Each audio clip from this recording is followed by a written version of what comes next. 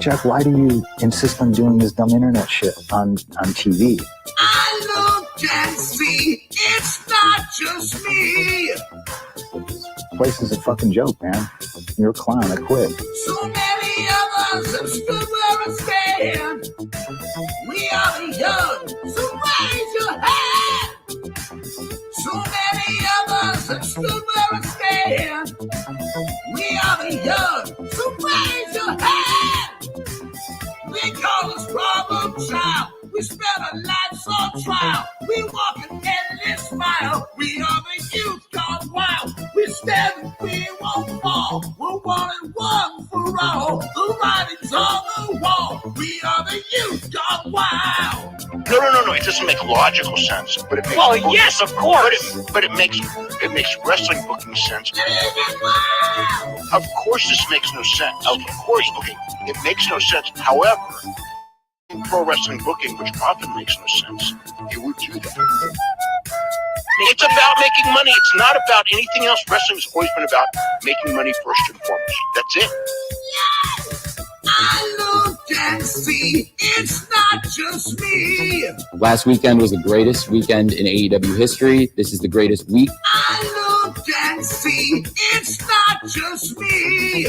Security, my safety, my life was in danger at a wrestling show. So many of us have stood where I stand. We are the young, so raise your hand. So many of us have stood where I stand. We are the young, so raise your hand. They call us problem child. We spend our lives on trial. We walk an endless mile. We are the youth gone wild. We stand and we won't fall. We're one and one for all. The writing's on the wall. We are the youth gone wild. They call us problem child. We spend our lives on trial. We walk an endless mile. We are the youth gone wild. We stand and we won't fall. We're one and one for all. The writing's on the wall. We are the youth gone wild. Get wild!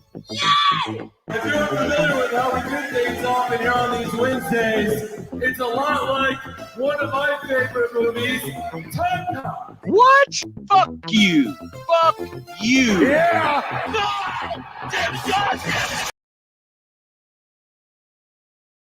What's happening, guys? Welcome to another eclectic edition of PWT Live Show. Yeah! I need that for the soundboard. The yeah! How you guys doing tonight? Hope you're doing good. I am running a little late, as I'm sure you can tell. Usually I like to start a little bit early, so we have stuff to delve into, which I do have, which we'll do during this Dynamite. One of the things which I wanted to cover before the show started was Tony Khan said there's some big mega ultra new super announcement, right? Or announcements, but I think we're on like the wake of that. Like we're not, I guess it's not this week. It's like in the coming weeks or after Wembley or leading up to Wembley or whatever. But yeah, I don't know. Welcome to the show. Let's dive right into things here. I'm running a little late here. I'm pressed for time tonight, folks, but we're going to do the damn thing as we always do. And I appreciate you all being here. Of course, you can follow me at prowrestletimes everywhere on social media. YouTube.com/at prowrestletimes is the long form channel where we are almost at 1,200 subscribers, but at Clips is the main channel, and that's where you see the goofy little videos I do, like the intro and to the to the live show and all of that. I upload everything there, and clips of the show, of course, and that's at like 4,200 subscribers, maybe more than that. So thank you all so much. Round of applause for the PWT universe. Thank you all so much. Last podcast, which we're going to get into, I pissed some people off in the IWC, myself and Duke Loves Wrestling. He dropped some bombs, some nuclear bombs. You guys like what I did there? About the soft ground wrestling controversy and whatnot. And you know, we didn't catch a lot of flack for that, no more than he had already gotten. More or less, we got everybody putting us over, like damn, what an amazing show this was. You know, like it pulled the curtain back on a lot of things, exposed a lot of things. You know, I'm a fan of the soft ground wrestling, so it was crazy to hear a lot of that stuff exposed. Sorry if you guys hear fans and whatnot in the background. It's hot as titties out here.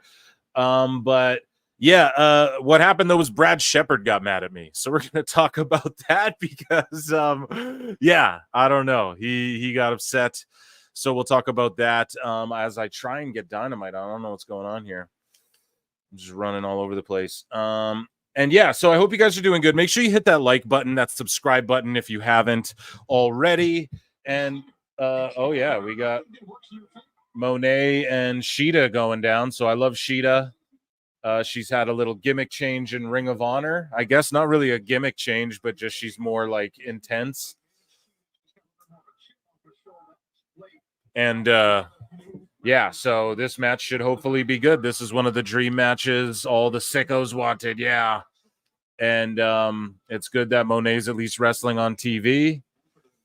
And yeah, we're going to talk about All In and all of that. I got a lot of stuff to get into as everybody filed in. We're just going to dive right into things. Usually I try and just milk it while everyone files in and hits the like. But please run those likes up. Almost 100 of you watching. Only 30 likes. Come on. Yeah, there is 100 of you watching. We got to get those likes up to at least like 50, 60 for sure. And I have some theories on what... Well, here, let's go right into Phil Marks, bookmarks. So I've lost my mind. Here we go. Where are we here? Where's Phil's bookmarks? Right here. Perfect. So we see the Dynamite card. This is the final Dynamite in the US before AEW travels overseas for All In London. And MJF's already there doing press, talking with support, Wrestle Talk, and talking to Cohoics and all those guys. But here's our card tonight. A film by Mariah May. Okay, so she's just jacking Tony Storm's later gimmick. I used to bury it, you know, like Mariah May is just copying Tony's old gimmick. And yeah, but she admires her. And it's like, yeah, but then copy this current gimmick. But I see what she kind of did, like the eras of Tony Storm. It got over. The HLA, yeah, it got over with everybody. We'll hear from Hook, okay, and it's just like a spotlight. So it's like, Hook, man, the city never sleeps. I am its protector. I am its keeper.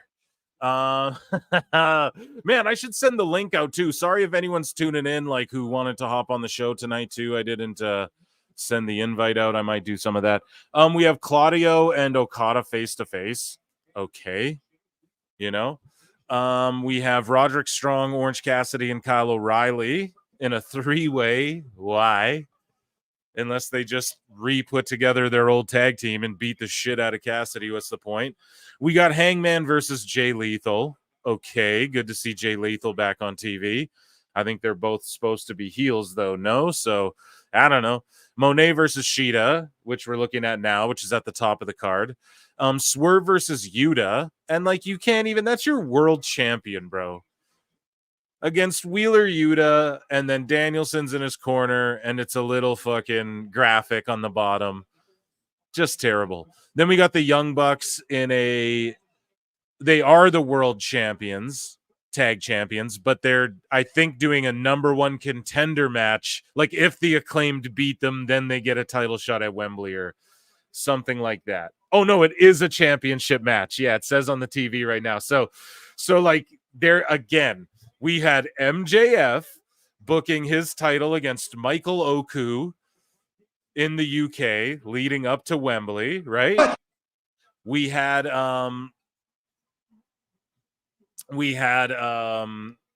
what else? There was another title defense. Swerve defended his title in like a title eliminator against Ishii. What? And then we have the tag team champions defending their titles on 2 shows away from fucking All In or whatever. What? It's, I don't know. It's silly. It's silly. It's so silly. Chat, how are you guys doing? Let me check out chat. Shaggyfield73 for $2 says, Monet, like that girl that gave me VD. Good times. What? You what? I got no comment, man. What do you want me to say to that? God damn it. I'm not mean like you guys. I just piss people off in other ways, which we're going to get into. Yeah, we're going to get into that in a minute. Thank you so much for the super chat. I gave you a you what, and I'll give you another. You what? VD, bro. Ew, no. Let me check what some of the members are saying, though, for sure. PWT Live. Yeah, the intro gets better and better. You, Jonesy, you were ready to pay me to never play that Jericho again, and look what I did.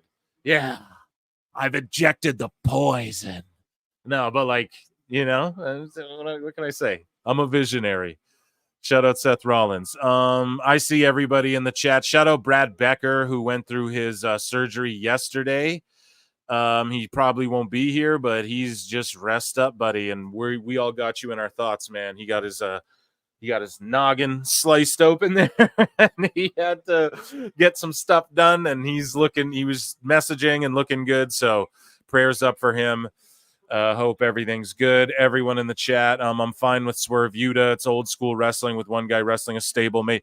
I'm okay. Exactly. Yeah. Like, I'm okay with the matchup. I'm not like mad at it at all, but it's, or like, I don't know. I don't like Yuta, but I don't know. It's just exactly. He's going to take him 20 minutes. That's the world champ. So it's just going to undermine everything they do. They're going to play a beautiful package for Danielson. They're going to have, you know, everything's going to be great, but it's just ultimately it's leading to, I think they swerve us, pun intended, and Danielson wins the fucking belt. I think that's what they'll do because he's talking so much about like, I can't wrestle. Doctors say I can't. So they're just kind of trying to work the shoot work, brother.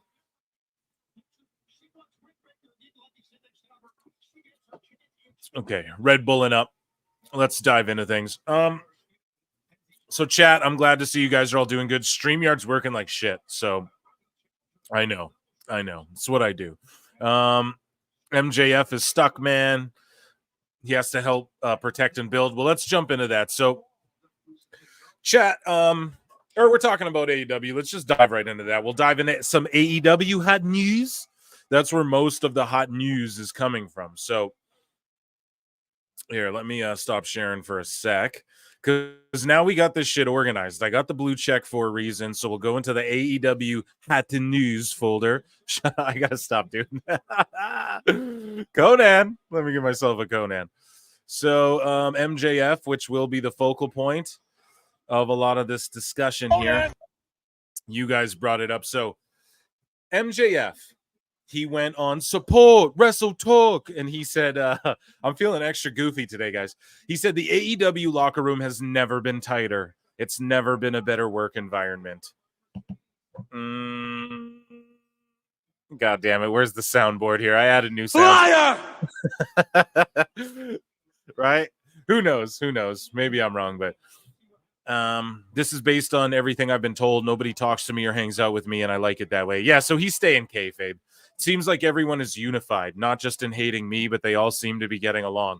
See, he's really good at that shit, man. MJF is fucking wise beyond his years. It seems like a genuine team effort right now, and it seems like everybody believes in All Elite Wrestling. So he knows he's talking shit, but it's hilarious, right? So moving along, we have more MJF stuff here.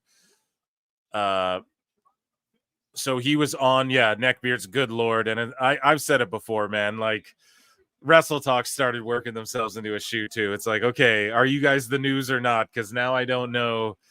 Like, yes, your goofy characters are funny, but then, you know, I'm okay though. This is funny to me. Some people might roast. I didn't watch it, but hey, support Wrestle Talk. There's the free plug. We got more MJF. He had another statement here. Britt Baker and MJF have now dismissed the rumors of their backstage situation. So we see posts from both of them going. MJF says, "Tell me if this passes the smell test. I barge into a woman's locker room. I scream in the face of an 110-pound woman, and then I physically threaten her by punching a wall in her vicinity, and I don't get suspended." Now listen to what he's saying. Specifically, punching a wall in her vicinity. We know what you're doing, bud. It's all good. You did punch a wall somewhere else, but that's all cool, man. Sometimes you got to do that, scream in a pillow, whatever. I don't know. Ultimately, does that pass the smell test? No, maybe not in the vicinity part, but no one said you screamed in her face either. I didn't read that. I just heard y'all got heated, but ultimately, I'm not the hot news. This is what the other dirt sheet said, so call them out for all this shit. They're the ones, all your boys apparently are the ones who spread this shit around. So almost everything that was written didn't happen, Friedman began. So yeah, I mean, whether he's kayfabing or not, it's weird though. Like, if I feel like he is trying to be truthful here or defend himself, because if he was still kayfabing, he would just be like, yeah, I yelled in her face. She thinks she, like, whatever, you know, she's a baby face. He's a heel. He could have leaned into it. He was kayfabing before. I don't know, right? Like, you guys interpret it how you will. But then Britt Baker posted, you ever heard a rumor about yourself and actually wanted to hear more? Like, no way. What did I do next? And yeah, for sure. You know, we all spread those rumors around if they're rumors, but you know, there's like 8-9 different rumors about you. Either people love you or they love to hate you. So I've always said it. Britt's kind of controversial, and she's making her way to the ring actually right now. Her music just hit, Speak of the Devil. And speaking of the other devil, MJF I don't know. It's hard to tell with him what's real and what's not, and maybe that's a good thing. But yeah, I think him defending himself, he would have leaned into it if he didn't. No, I don't know. I don't believe he would like hit a woman or would punch a wall to frighten a woman in front of a girl. I don't think that all happened either. I think it was blown out of proportion, right? But we cover what the sheets say, and it's what the sheets were saying, bud. So I don't know. Maybe think before, like, the people leaking the Shane McMahon picture and shit is the guys you just did a sit-down interview with, bud. So that's all I'm saying, right? Like, you gotta, these people I don't think have your best interest. And it's upsetting because AEW likes to placate into the hands of the fucking dirt sheets. They love the sheets, obviously. I always say, but it's Tony McCann. Anyways, though, yeah, the Sickos got unhinged and they started going at the Lucha Brothers as well, which we're going to get into that a bit later, but I am going to cover the Lucha Bros stuff next here, as far as, you know, like people turning on them. And well, no, I'll dive into that more later, but as far as the Lucha Bros' contract stuff, like, all of a sudden Penta's tweeting stuff out, or he's liking things that say, where is it? I thought I had a bookmark, but he said that no, my business is in AEW right now. That's what Penta said. Here, let's see. Yeah, so right here, according to some within AEW, the Lucha Bros, quote, don't want to do business on their way out of the company. So before this report came out that they don't want to do business, now just like clockwork, all of a sudden they're trashing the fucking people that they love, and, oh, why aren't you watching fucking AEW? You can see what the Lucha Bros are doing, right? And now it's like these rumors, these dirt sheet reports are coming out, and this happened to Jade too. This happened to remember Julia never apologized to Willow for stiffing her and stuff, and that was proven to be false. It happened with Jade. Right? It happened with everybody. When they leave or they don't choose AEW, the stories start coming out about them via the dirt sheets, right? Now, here's the thing. When the wrestlers leave AEW and go to WWE, the stories come from their mouths. The stories start coming from the horses' mouths. Whenever they leave and go elsewhere, don't choose AEW, the AEW rumors start swirling from the sheets and shit. That's what's so fucking annoying. So, like, people get mad that Ethan Page goes, yo, this other place was disorganized. But they don't get, the same people don't get mad and praise Fightful or whatever, any sheet, for going, for, like, all being willing to put this nonsense out here, and it happens every time, and then it's typically proven false. So like, why do we keep doing it? You know, it's just a crazy little cycle. But according to some within WWE, the Lucha Bros don't want to do business on their way out of the company like many others have done in the past. Like many others have done in the past. Like who, bro? Like who? Jesus, man. Tony, because you booked them to job on their way out, like, yeah, they don't want to do that because they've seen you do that to other people where you just ignore them or they're off TV and you're playing with new toys and then they're about to leave and then you just job them and then they don't want to do business. No, you don't want to do business. You want to do Tony, you want to do business with CMLL and not the Luchas that you already signed 3-4 years ago. That you can't go, ooh, shiny to anymore. Because a guy did a backflip in a clip on Twitter you saw that you liked. When Ray Phoenix can do everything these guys can do. Ray Phoenix can do what no offense to Hologram. No offense. Even Dave Meltzer said it. Don't get mad at me, Tony. Even Meltzer said it. Hologram he can do like what Commander does, and Commander's a jobber. That's Meltzer's words, not mine. Ray Phoenix can do what Commander can do. What the fuck? Tell him to do that running on the ropes moonsault you like or whatever, bro. Just tell him to do it. He'll fucking do it. Like, come on, man. It's crazy. So anyways, though, alongside this, the company are claiming that AEW could add injury time onto Penta's contract. I thought you weren't going to do that, Tony Khan. Hashtag free Andrade, free Malachi Black, free all these people, right? Right? But now... The best guys, Tony Khan. No, we'll just add our injury times because we know he's going to WWE. And we covered it. Penta and Ray trademark the names King Fuego and Ray Fuego. So they're going, guys, okay? But Penta has since called reports that he would be in Orlando this week as fake news and that his present is AEW. Now, that happened before Fightful put the rest of this out. So they prefaced it. Instead of prefacing it in a chronological timeline, the way I try and do on this show, as best as I can, right? And I'm not even the news, okay? Instead of doing that, they prefaced it with like all this shit in hindsight, like all this shit after now, what these rumors are. And then they go, he since called the reports. No, bro, he said, like they're making it seem like Penta has gone on to say this after these rumors. No, he said this before. You made up these rumors or you were told these bullshit rumors about him. That's the thing. I'm too fucking smart for you dummies. That okay? Like you don't slip this shit past me. Okay? I know what you're doing. So it's weird, man. It's weird how this always it's not weird. We know why it's happening, but yeah, and we're gonna cover it later. I have a whole folder called AEW or IWC Sickos, which there are some WWE ones in there too, but IWC Sickos is a new segment. I'm going to need a new flute, perhaps a banjo riff or something. I don't know. prowrestletimes@gmail.com. If anybody has a little riff, something you think that would fit the Sickos, hey, hit me up. Merge for $2 says TK is a liar. Liar! Tell us what Liar! you know. Tell us what you know, you goddamn liar! Yeah, and we're going to get to what he's been talking about, too. As Jay Lethal fights Hangman Adam Page. And thank you so much for the super chat, my friends. We're going in deep tonight. So, yeah, Lucha Bros. Let's see what else I got cooking about them around here. I think I have one or two more things. Yes, so multiple sources within the WWE are of the belief that Pentagon Jr. will be in Orlando at some point this week. So that was via Ibu. You know, he didn't like admitting that.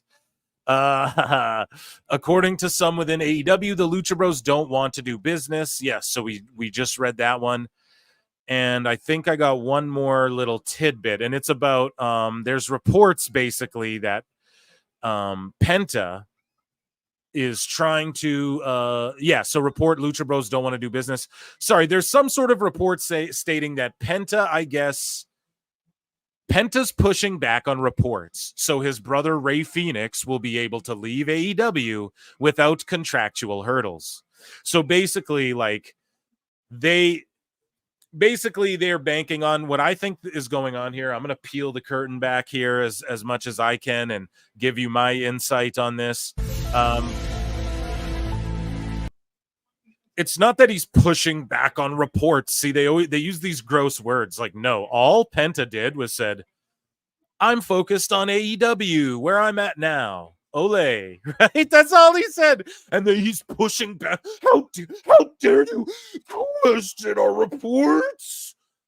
That's literally what's happening. It's so fucking, these people are so weird. Like, who cares? Imagine if fucking CNN, everything Rachel Maddow's been wrong about went, oh, no, I'm no, actually, like, no, they just stop. Okay. You retract it. It's not even that you're wrong.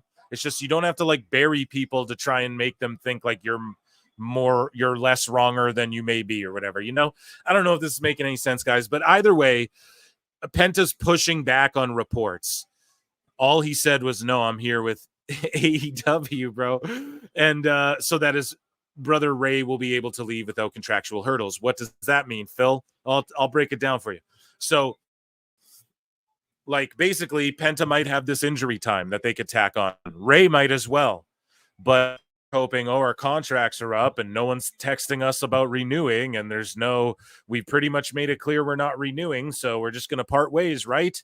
And then, of course, the Sheets do what they do, so Penta tries to go, no, Sheets, we're not doing any of that. No, times I know you're covering us awesome and you're right about all this shit, but we're not doing any of that. You know, brother, we're going to WWE. We're trying not to ruin our shit. We're trying to stop blowing up our spot. And then what happens is fucking this. Now Tony's aware. Now Dave Meltzer's probably texting Tony. You know, the Lucha Bros are saying they're supposed to be in Orlando. Now he's going to tack on injury time to both of these guys, and they got to stay trapped sitting at home for another year, or what? Like, what do you guys want from this? This is fucked, man. Free the Lucha Bros, man. But yeah, I do think Penta's like doing real shit for his brother, and just like, damn, because his longevity. Listen, man, Ray Phoenix will get way more over in WWE than Penta will. Like, we just know that. Apparently, Penta likes a lot of involvement in his creative and all that, this isn't a bad thing at all. That's why he's so dope. That's why he's been world champion in every fucking company he's been in other than AEW, you know? So, like, yeah, I just see him, yeah, like, he knows, like, yes, let my brother go, because Ray, I know Dragon Lee and all these guys, they're looking for the next Rey Mysterio. Ray Phoenix is that dude. I'm telling you right now, Ray Phoenix is that dude. Like, he's got it, man. And yeah, I don't know. I shout out the Lucha Bros. Free them. Hashtag free Lucha Bros, man. And I'm in their corner for sure. I have another. So AEW had offered the Lucha Bros a new deal that was supposedly the same as what Penta has told people WWE is willing to provide. Oh my God. So Tony's like, oh my God. Hey, no, I'll give you. That's what he did with Jade, remember?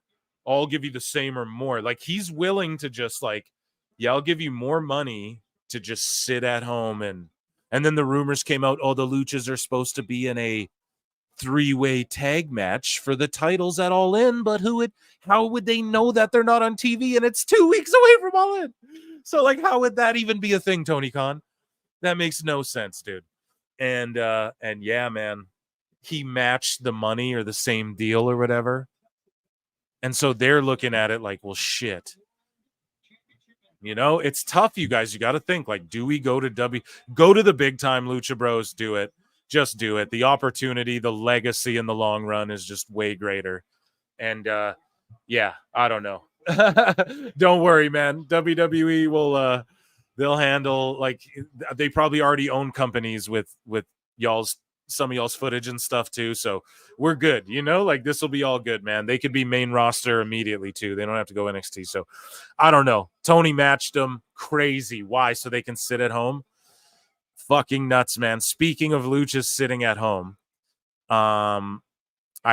there's another, you know, a guy who's teamed with the Lucha Brothers. And here I have more MJF to cover that I skipped over by accident. But Bandito, man. So Bandito's signed to AEW. You guys remember when he fucking chose, like, he had a great match on Dynamite. Apparently, WWE contacted him immediately after the match and was like, "We want to sign you," type shit. And then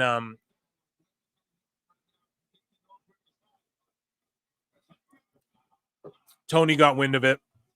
Sorry, drinking Red Bull. Oh, Red Bull, it's great. Tony got wind of it.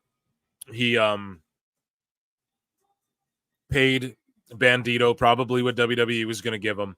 Bandito's been sitting at home. Some people say, oh, he has visa issues, this and that. Nobody takes care of that like WWE. But this guy's currently on the AEW roster.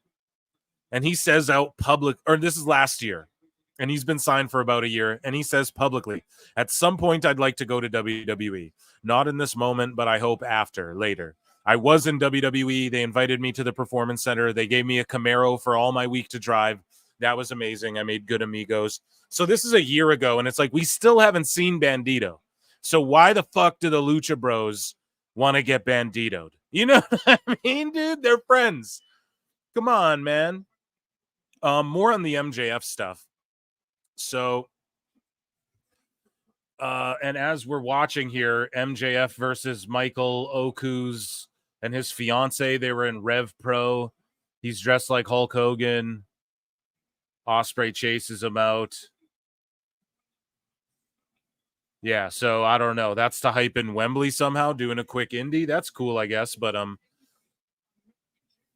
yeah, pretty crazy. It's 1 week away. I can't wait for that live stream, guys. That's going to be an epic one too. An epic live stream. Make sure you're locked in.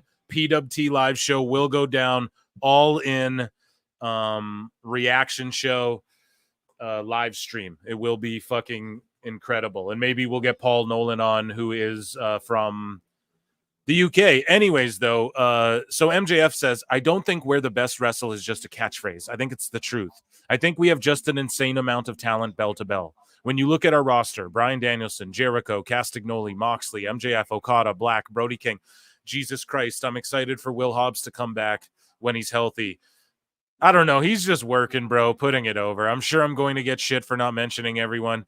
Yeah, I mean, that's cool, bro, but you need the stories, you need the substance. If you're just blibbering with no fucking substance, people don't want to listen to you. If you're just fucking doing moves with no substance, people don't want to see that shit. It's silliness. But yeah, he's ride or dying for AEWs, bro. You got to respect that. You know what I mean? You have to respect that. So I guess like work starting from the bottom now we here and just work our way up. Just removing some of these bookmarks here as I'm watching this package. MJF's package is being viewed. Pause. And then, yeah, I'll just start my way at the bottom, kind of work my way up. I got a lot of AEW stuff to cover, which pertains a bit to this Dynamite as well. So let me check what chats are doing here. Vulcan 280, Tony Khan is Dark Helmet playing with his dolls. I'll give you a... Yeah, pretty much, dude. He's, we've covered it ad nauseum, That's what it is. And it's not even playing with his toys because he just wants to keep them so other kids don't have them. So that's where you're a baby and an asshole at the same time. That's what Vince was doing. Chat, you guys know what's up. That's what Vince was doing. Almost 200 of you watching. These likes better be at least 100, right? Like, even if you're hate watching, we're at 68, not even 69, 211 people watching. Run those up to 100 at least. And we're almost there. And then I won't even ask you. 100, 150. But yeah, dude, it's pretty sad. Not gonna lie. They had CM Punk. Jesus. Yeah, dude. That's what I need on the soundboard. The Zandig. Jesus. Yeah, dude. They had CM Punk. They fumbled that. Think about, and he had the best match on All In. And Jack Perry had the least memorable, like fucking Paul Nolan was there. And he told me everyone was just sort of cringing, didn't care in the arena. They're just like, Jack Perry's a goof. And then fucking Punk goes out there, has a banger, and then you fire Punk and not Perry, dude. That's crazy.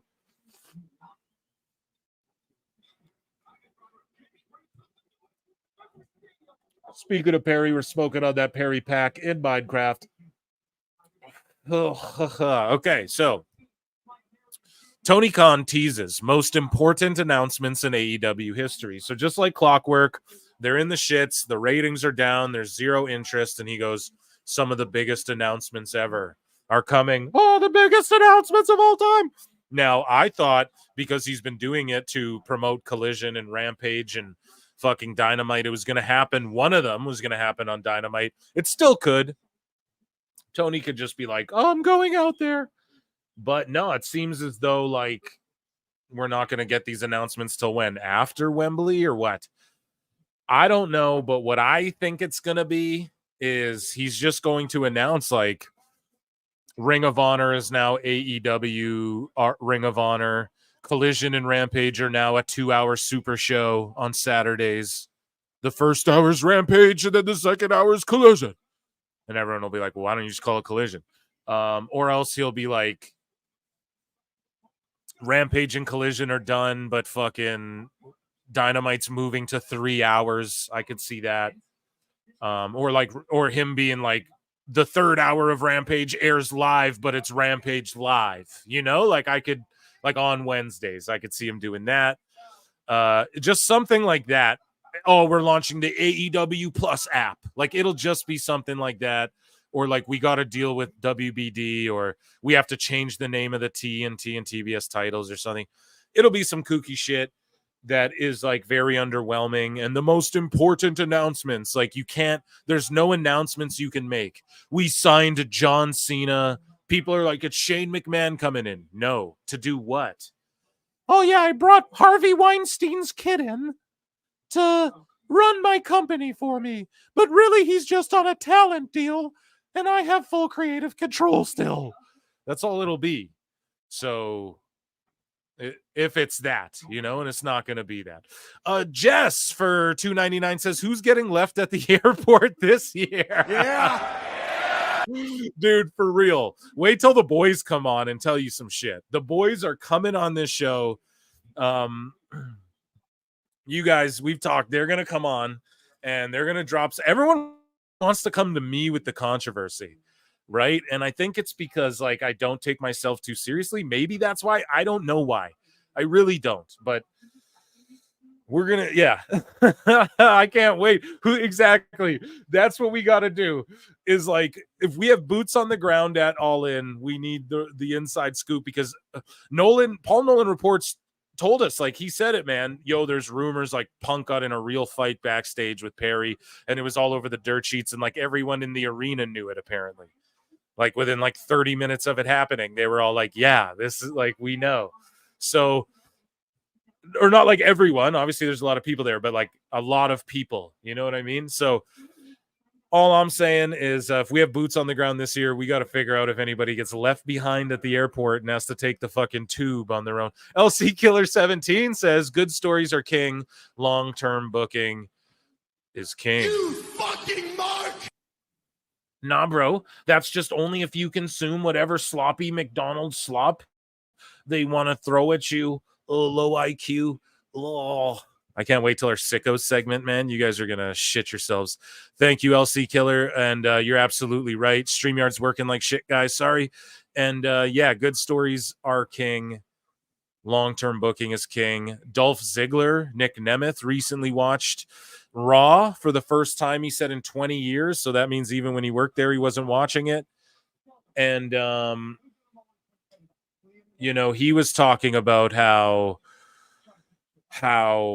everything's like long-term and like everything's a payoff. And that's what it is, dude. It's rewarding watching WWE right now. And just in general, like it's rewarding to watch, dude. They pay off everything. Everything means something. Everything matters. And yeah, I couldn't agree with him more. And even he could pick that up by just like the replay packages they do, which like before when Vince was there and Kevin Dunn, they would just replay. It was bad. But now, you know, they still do that, but it's nowhere near as like egregious or annoying or repetitive. But they still take the time to drive home like, this is our story. This is what all of our characters are doing. This is why they're doing it. And even someone who hasn't watched in 20 years can pick this up and watch it. So like that's not an offensive thing, just like fucking McDonald's. Even someone on a budget can grab a bite and enjoy it a little bit. You know what I'm saying? Like that is what McDonald's provides as well. So like, are we knocking McDonald's? We all like McDonald's. So I don't know what to tell you guys. Not everyone likes Burger King, bro. Not everyone likes Wendy's, right? So it's the truth. Some people are like, nah, whatever. But like universally, McDonald's is pretty well liked, you know? So just saying, that would be my counter argument to that, I guess. But anyway, Wheeler for $5. Thank you so much.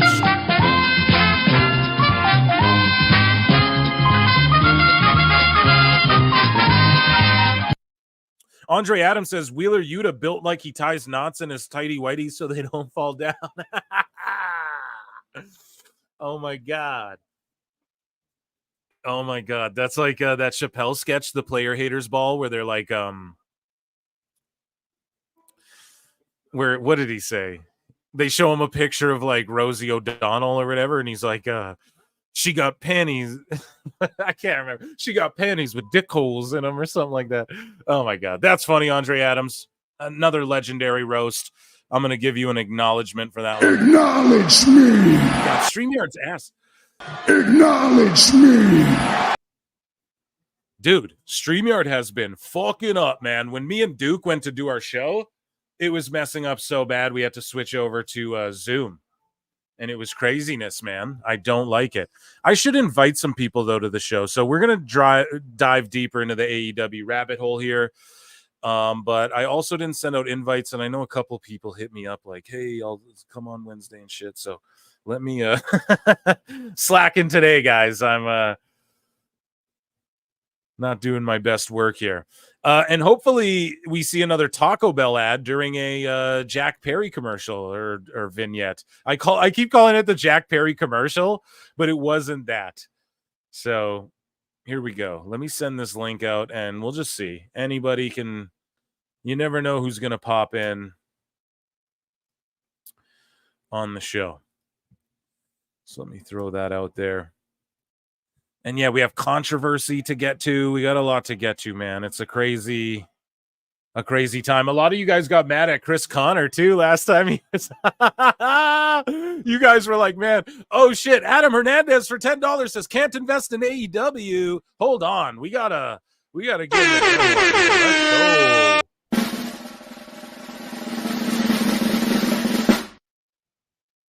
Adam Hernandez says, can't invest in AEW. No stories. Bucks and Omega. Bucks Omega. How is Statlander not dominating the women's division? True. Adam Cole or Malachi Black not tearing it up. What the fuck are we doing? You're absolutely right, dude. And he doesn't. It's just Malachi Black. Just this is all his booking is. He just shows up in a random trios. The lights go out. He attacks people. That's it. Lights go out. He attacks people. He's in a trios match. And then he disappears for a while. Zero storytelling. And then you have Adam Cole. Well, he's hurt to shit. We don't know. He's moving back to Pennsylvania. We don't know what he's doing or if he'll ever be back. We have no clue. Yeah, Bucks Omega. Omega's been gone forever too. Bucks just are taking a break, which we're going to get into. They decide, yeah, we're taking a fucking break right before Wembley, even though they're on a tag team match tonight. So I don't know if they did that to get heat or what, but I don't know, man. It's just weird. It's kooky. And exactly, there's no long-term payoff. Like, what was the payoff to the Devil's storyline? What was the payoff to that whole fucking thing? Nothing. There was literally no payoff. There was nothing. Nobody garnered anything from that story whatsoever. They spent a year on it. So it's all just been... And then what's the payoff to the fucking them attacking Tony Khan? Tony Khan just has control and books matches now, and they did a little blood and guts, and who cares? You know, it's done with. Apparently, now there's just a 3-way tag match for the titles, and everybody's moved on doing their own thing. Makes no sense, man, and it's frustrating, you know, as a fan, as someone who tries to get into it or invested so hard and went to battle so hard for AEWs, like back in the early days especially, you know? And they did have something special, man. So it's disappointing to see, but hey, what else can we say about it? All we can do is just tune into PWT and listen to your boy Phil have a couple chuckles at it, right? I mean, that's all you can do. Thank you so much, Adam Hernandez, for the super chat. And Shaggy Filth for $5 says, you guys are too hard on AEW. Putting that on the TV is the fastest way to get my kids to sleep. Yeah, dude. You know, I don't know. I put Rampage on in Collision. I fall asleep. I don't pay attention to them as much as I should anymore, you know? And they put a lot of story stuff on Collision, especially. So I guess you can start calling your boy Phil for not paying attention to those shows as much as I used to, but like it's tough, man. And I do throw them on, but you know, I am focused on Dynamite, but it's definitely a struggle, but that's a good roast. Thank you for that. And then we have Jimmy B for $2. The Bucks are vacationing to Stanford. Is that part of the story? Liar! Is that part of the story, or is that like kayfabe, bro? Jimmy B, clarify that, bro, because if that's kayfabe, I don't know, then that's kind of funny. Why are you still talking about WWE, though? Thank you for that. Great contributions to the show, all of you. Yo quiero Jungle Boy. Let's move along. So yeah, Tony teases this huge announcement, right? And it you know, I thought for sure it would happen this week. It would happen fucking on Dynamite. When else? One of them, maybe, not even all of them, right? But no, we get none of them. And instead, what do we get? We get another tweet saying, thank you all who watch AEW as we approach indelible times in our history. Indelible times. What's indelible? London Wembley Stadium weeks away, plus the most important announcements in AEW history looming large now. Are they? So what are the most important announcements? That's what I don't know. That's what I'm unaware of. And then he goes on to tweet out more things, or like more of these little announcements are dropping. Like AEW is reportedly planning on hosting a stadium show in Australia during 2025. What? So, okay, they can't even do Wembley. So now Tony's going to hot shot book. Like now here's where we're going to see Tony go. We're just going to do a stadium show in all of these stadiums that like UFC took years to cultivate and get markets in so they can do these big shows, you know, slowly but surely getting in these markets. He's just like, okay, fuck it. We'll go do Australia. He's probably like, we'll go do Japan. We're going to see desperate times. Like he can't draw 3K here. He's just going to go put on all of these like stadium shows around the world, pad the stats like it's the fucking 90s, and maybe each one of these, like if he can do like in 2025 2 or 3 of these, one in Japan, one in Australia, one in America, where they draw big numbers, even though the stadium show in America won't draw. I'm sorry, it won't draw big numbers. They would need like Goldberg to come back. You know, it sounds like Tony Khan's ramping up to like spend even more money more aggressively, even though we covered it on the show. Like he's got salaries based upon them making money that they're not making. But either way, I don't know. He's hotshot booking these stadium shows. I don't know if this will work. I don't know if Australia will turn out for this. I will tell you this though, you know, good on him for attempting it, but it's like Meltzer raising the fucking thing to $15. Like he's gonna go try and just, I'm telling you guys, because there's more of these. We're gonna go read there. He's planning on doing one in America as well, and then they're even saying what buildings he's gonna do. So I think he's just going the next 2 years. We're gonna see Tony just desperately like an arena in Japan, an arena in America. We'll do one in Canada. We'll do one in fucking, you know what I mean? Like Australia, maybe not Canada, but like Australia. We'll go to these different places to try and do them first so that they can say we're the first, because WWE is about to go shatter these Wembley numbers, and Wembley's going down and down. And it's another shiny toy scenario. Like people are saying All In will just take place in America next year. Funny, because Tony's like, we'll make this a tradition, All In Wembley, but now he just abandoned that idea immediately when it stops going his way. So I don't know. I don't know. We're keeping an eye on all of this, Tony McCann. But we have more reports here. Like AEW is reportedly planning on hosting a stadium show in Australia during 2025. Possible venues include Sydney's Alliance Stadium, Melbourne's Marvel Stadium, and Brisbane's Suncorp Stadium, with entertainment company TEG understood to be backing the event. So, like, again, is Tony saying this so that they start trying to bid?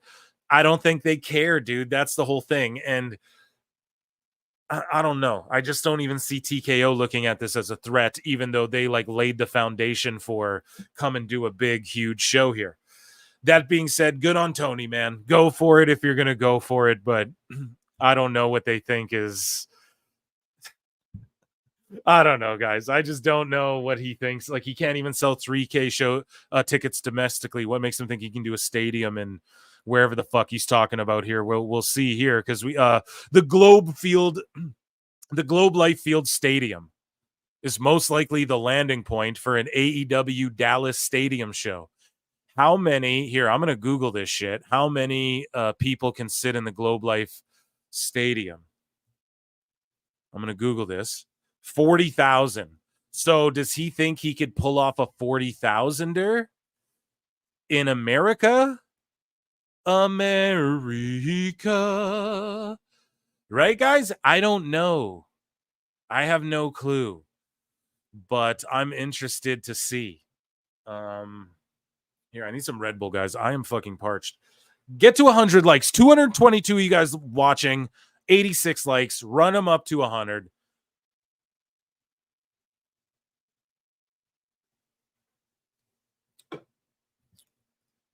Run them up, run them up, run them up. Okay, so Ukraine, Israel, world. Okay, chill, bro.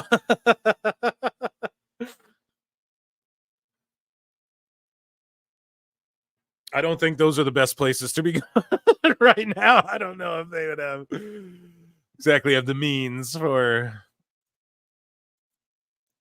host that type of show. Sorry, guys, I'm getting DMs over here that I'm just responding to quickly. Meltzer said, what hitting me up? Oh, he's giving me gold. Wait, we got so much tonight, guys. Here we go.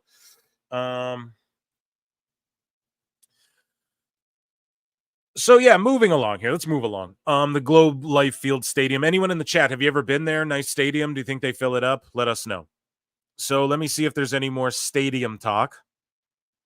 And then we'll just get into goofy silliness. So Triller, shout out Triller.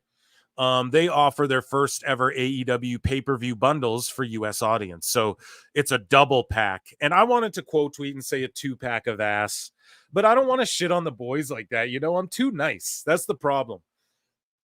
I'm too goddamn nice. And yeah, good for them, but it's a 2-pack. So you can get, so like, what does that tell you? It's just, and like, good on them for trying something and doing something different, but man, oh man, it's too little too late. You know, you shouldn't have hotshot booked last year. You demanded so much when things were trending down and down and down. You demanded so much of your audience. And I don't know. I don't know what to tell you, man. I don't know what we can say. Save some money and get all in and all out. I'll do it, and I'll do streams back-to-back shows like that. Whatever. I'm down. If you guys are down. But yeah, I'll be definitely picking up the 2-pack because I don't know. It's like, it's the cheaper option, but that's through Triller. I don't use that shit. So that's only US audience. Yeah. So that excludes me. So that's racialist against Canadians, bruv. No, I'm just twisting titties here. We're having fun today.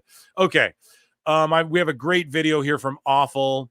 Before we do that, though, I think I got a couple more things. So we were talking about the Dynamite card, hoping that, you know, there's going to be one of those announcements. There isn't. But also, I pointed out, you know, look at Swerve just all tiny in the corner. And then, yeah, Bully Ray, the old man wrestler who's just chasing clout for his podcast, right? And I'm sure he appreciates the way these fucking sicko dirt sheets are, you know, talking mess about his brother Devon's guy Duke. You know, I'm sure Bully appreciates that too, man. Like, come on, you guys. But anyways, Bully says, hi, AEW, please position your world heavyweight champion more prominently. Looks like he's just another wrestler and just another match on this poster. Also, world heavyweight champion should be in larger, bold font. Perception, exactly. It's all about perception, guys. As always, just trying to help XO, Uncle Bully. Shout out fucking Bully Ray. Round of applause for that one. And exactly, it's all about perception. It's all about...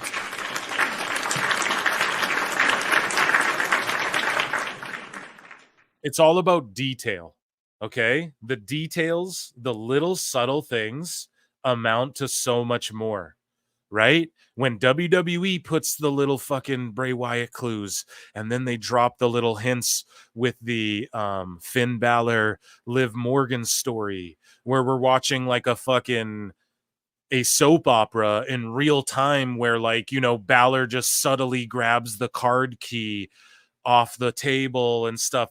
These little things. Oh, someone's lurking in the background. Oh, look it in the graphic to Survivor Series. Is that a CM Punk X? That looks like his X in the graphic. No, it's not. You guys are marks. Boom. It was. That's what they're doing. They're planting seeds. Roman Reigns and them saying everything we do matters. Everything we do in this bloodline story matters. Every look, every word, everything said, every action, it all matters. What Nick Nemeth was talking about before. Those are just subtleties, man. Those are the little things that amount to a whole lot, that mean a lot. These are the little things that also undermine your fucking champion because it means a lot to... Why isn't he in the big and bold next to Monet? Oh, well, the storyline is that Monet and the Bucks are like, it's their show and they're taking things over. Yeah, but we know you're booking shit. You're literally on Twitter saying like, oh, I booked these matches a little bit. So like, no, that's not the story. You drop that all of a sudden. So like, okay, have them invading the show and have the Dynamite graphic look different and have all the wrestlers be little under this thing, and then have Tony Khan on his Twitter go, no, you guys may have usurped me behind in Gorilla, but you can't usurp me on my own Twitter, and I got my graphics team to put it. Like, I know this all sounds dumb and childish, but this is what we're working with here, okay, guys? I'm trying to make the chicken salad out of the chicken shit. And so, like, do that, you know? Do something. But no, they dropped all of that. And the CEO Bucks thing, if that's... And I'm justifying it in a way, no, I've never even seen a sicko justify it. But I can get in their minds, dude. I've got my eyes on these folk, on these fools. So, yeah. Basically, let me just see. I got a couple more little ones, and then we'll just dive right into the... So Tony Khan is in an interview, and he's talking about, we're on the verge of the most important announcements in the history of AEW. There are multiple aspects. So what does the multiple aspects mean, Phil? Right there, dude. What I explained earlier. See how he's saying that? The multiple aspects. So it'll be like, well, the TBS title is now the True TV title, or the AEW Plus Digital Championship. And now Rampage will be on our app on Honor Club that's being rebranded as, and now Ring of Honor is called AEW Ring of Honor. It's going to be that. Like, that's what he means by multiple aspects. It'll be some weird, kooky shit like that. It'll be sort of convoluted, and he's going to scream it at us and go, but don't forget in Time Cop, you know?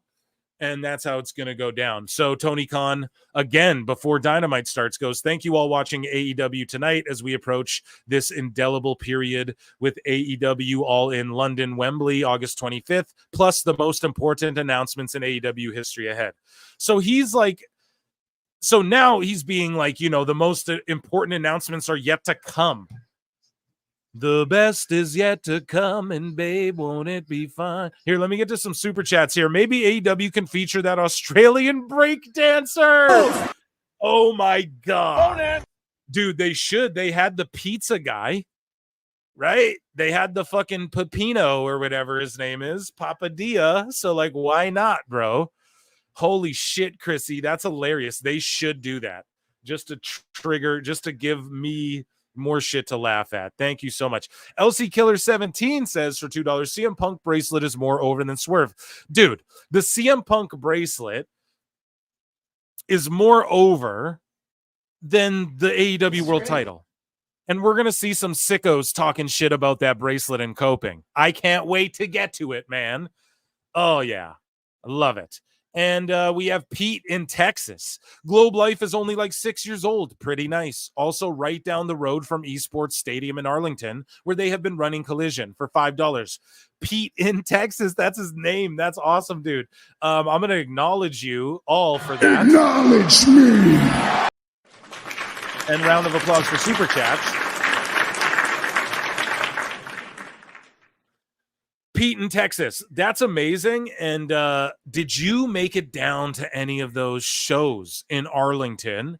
And if so, let us know in the chat, buddy. Like, what was that all like? If you made it, or were you just like, nah, fuck that, I'm not gonna, let us know. But yes, I didn't know it was only 6 years old and 40,000. He wants to run it. Hey, good on him. I think that shit will do.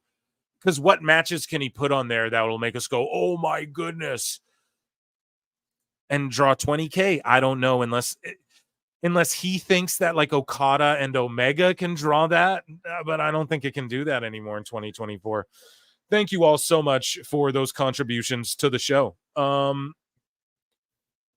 Here we go. I'm refreshing the likes right now, guys, so you know what I'm about to say as we dive deeper, as we're watching this triple threat. You guys, 235 watching. We're at 94 likes. Hit that like button, you dummies. Yeah, I'm giving you all dummies for not getting that to 100 yet. Dummy, yeah. Even if you're hate watching, hit that like. Tell us you don't like me in the chat, and let's get this thing boogieing, okay? So at 100, I stop asking and being annoying. So Tony Khan, though, just these announcements are imminent. Okay, bud. I can't wait to hear what they are. I pretty much called out what they're going to be.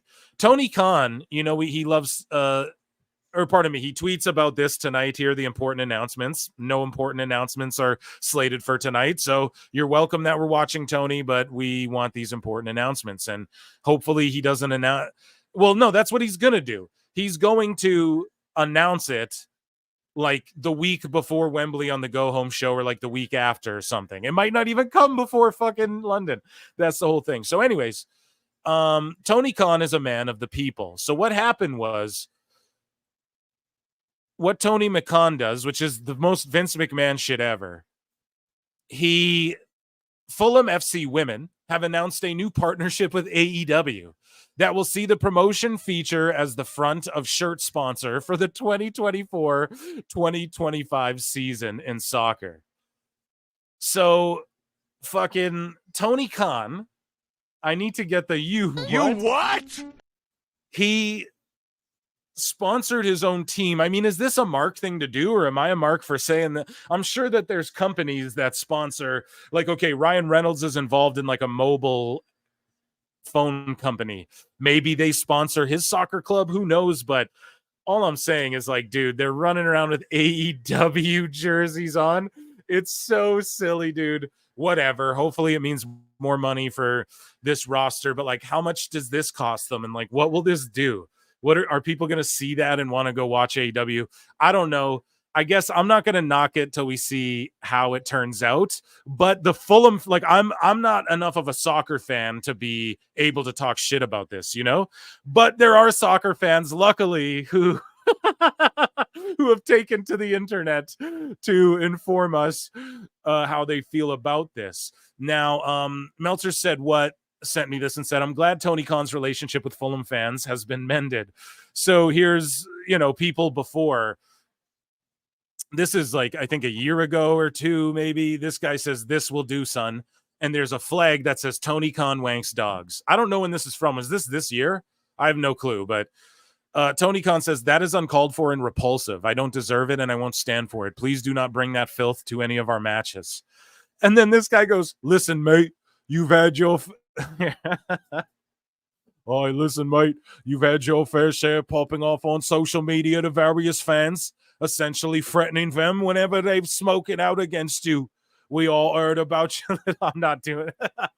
We've all heard about your little set too in the director's box as well.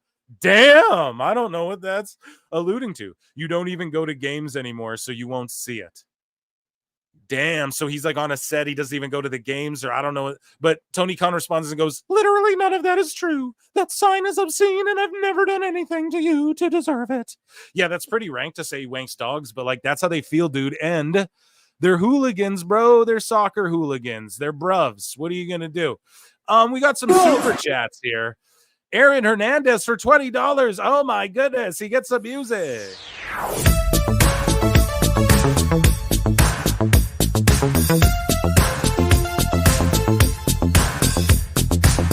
Acknowledge me. Man, thank you so much, dude. I appreciate that. Hopefully the $15.99 of this or whatever wasn't ever going to go to Meltzer. And if it was, thank you. It's better off here. Trust me. It's like when Vince McMahon, told Paul Heyman about ECW. You just can't have Extreme Rules matches all the time. On another note, you and Shadows definitely have chemistry. Enjoy you both together. My opinion. Yeah, you know what? Me and Marie, a lot of people have been giving me great feedback, and I'm trying to help blow up her channel so she can get monetized, because we got to help a sister out, man, and we got to get her like rolling so she can, you know, put more time into this. Like, it's important, and her coverage is good, and goddamn, she's knowledgeable. She has like move breakdowns and shit. If you're an Uber Mark, I'm thinking maybe her and I could do something, or maybe like once a week we do like New Japan. We cover like all the Uber Marky Mark stuff. You know what I mean? But yeah, shout out Marie Shadows. Appreciate her a lot, and she's welcome anytime. Open door policy. And thank you so much for the super chat. And yeah, exactly, dude. You can't go extreme all the time. You can't always do fuddy-duddy triple threats. You can't always have an anarchy in the arena. Like, I'm sure at okay, how many battle royals have they had? But then at All In, they have this casino battle royal, and there's going to be a bunch of surprises. Like, they don't even do it at Double or Nothing now. There, you know, there's no rhyme or reason for anything. They just had the Royal Rampage, which is like a Royal Rumble in 2 rings or whatever. And yeah, I don't know, man. Sometimes you just can't. It's hotshot booking, I guess, but it's also just like Mark booking. Like, yeah, on GM mode, you have to change up the match. You can't just have like 5 really good singles matches, because then they rate your show low for not having variety. It's not how you book real wrestling, dude. You know what I mean? Anyways, thank you so much. Shaggy Filth, a member for 3 months, says, Phil, we need horseshoe emotes for Aubrey. Let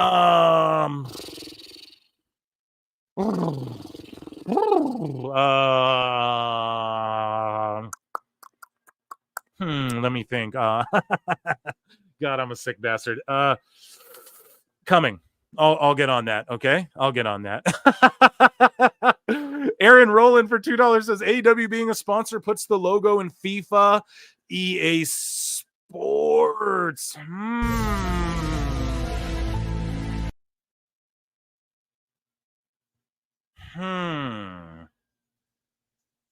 What? StreamYard's working like shit. I was trying to hit the best guys, Tony Khan, but that's actually a good move. And thank you for bringing that to our attention, because I did not even think about that. That is actually a good move. And if he's making a play at that more European fan base, I guess, I don't know. If he was smart, man, just run AEW out of the UK and just fucking team up with What Culture and Cultaholic and Meltzer and all those guys, and just fucking, you know, let them, because they'll all put you over and shit, you know? So, like, I would just base it out of the UK for a bit. Fuck it. Why not just spend like 6 months there? Here, let me see if the Tony Khan. The best guys, Tony Khan. There we go. StreamYard. Thank you. Shout out StreamYard, by the way. I'm not a hater, but goddamn, like, fuck's going on here?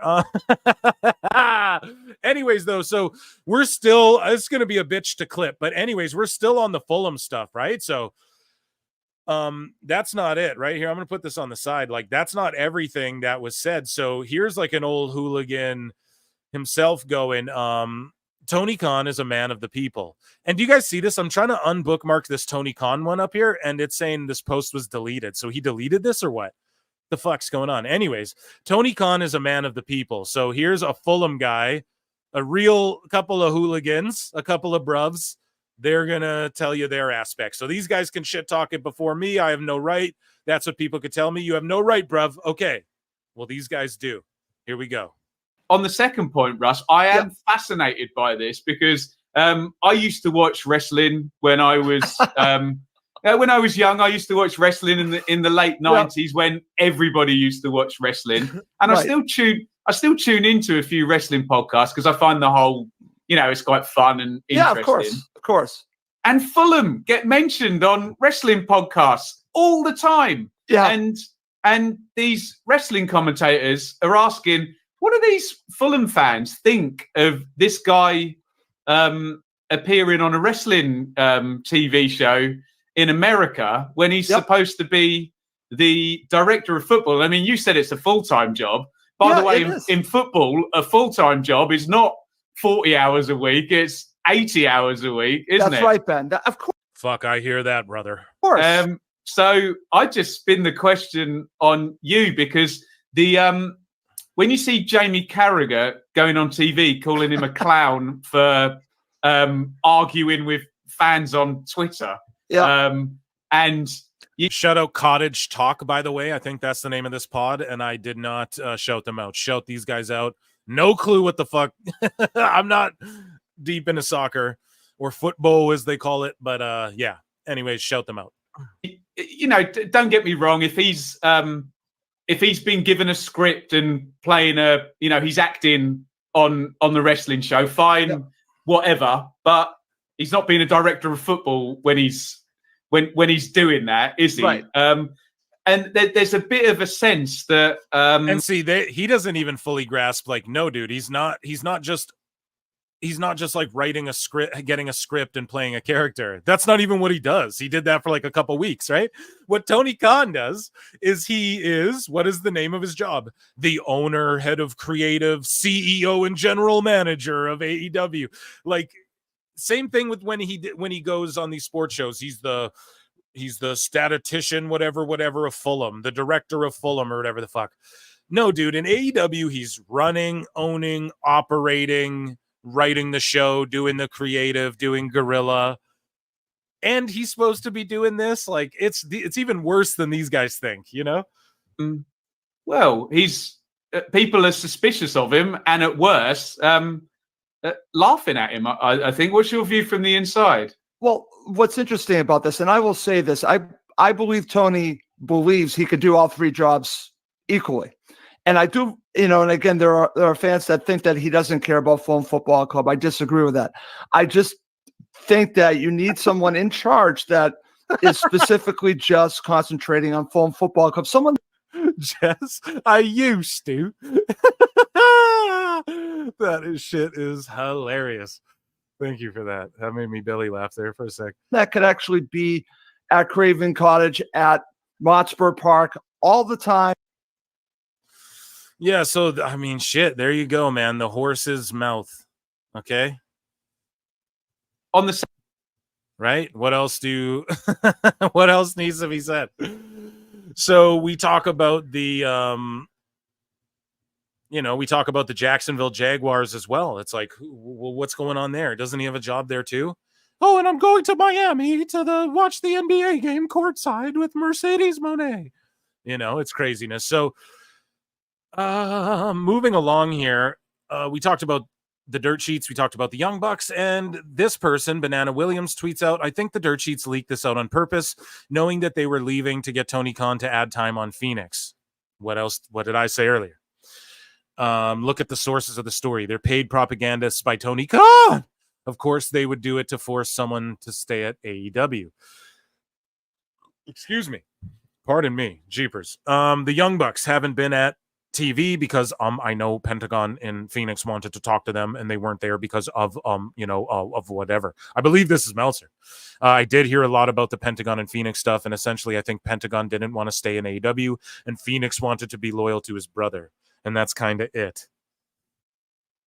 Okay, and then we hear all these conflicting stories why it's because they're going to WWE, and so the Bucks haven't been at TV because Penta and Phoenix wanted to talk to them, and they're because of whatever.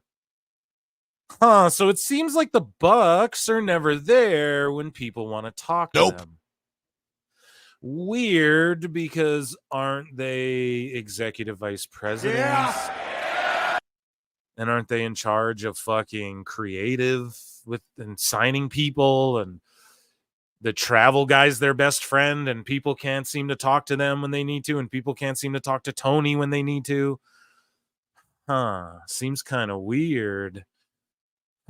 Seems kind of weird. And yeah, so no heat on Phoenix. Everyone's seemingly protecting Phoenix, and I just think because he is a good guy and he's going to be loyal to his bruv, and that's what bruvs do.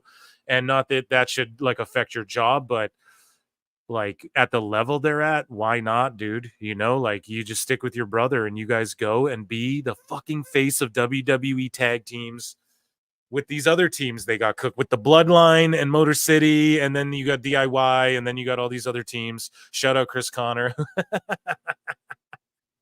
Man, you guys in the comments got fucking mad at Chris Connor, dude. And that's fine. That's why I like having him on the show, though, because we get in those arguments in the DMs. We were still arguing about the shit after, dude, for sure. Oh yeah, and shout out the Tonga twins.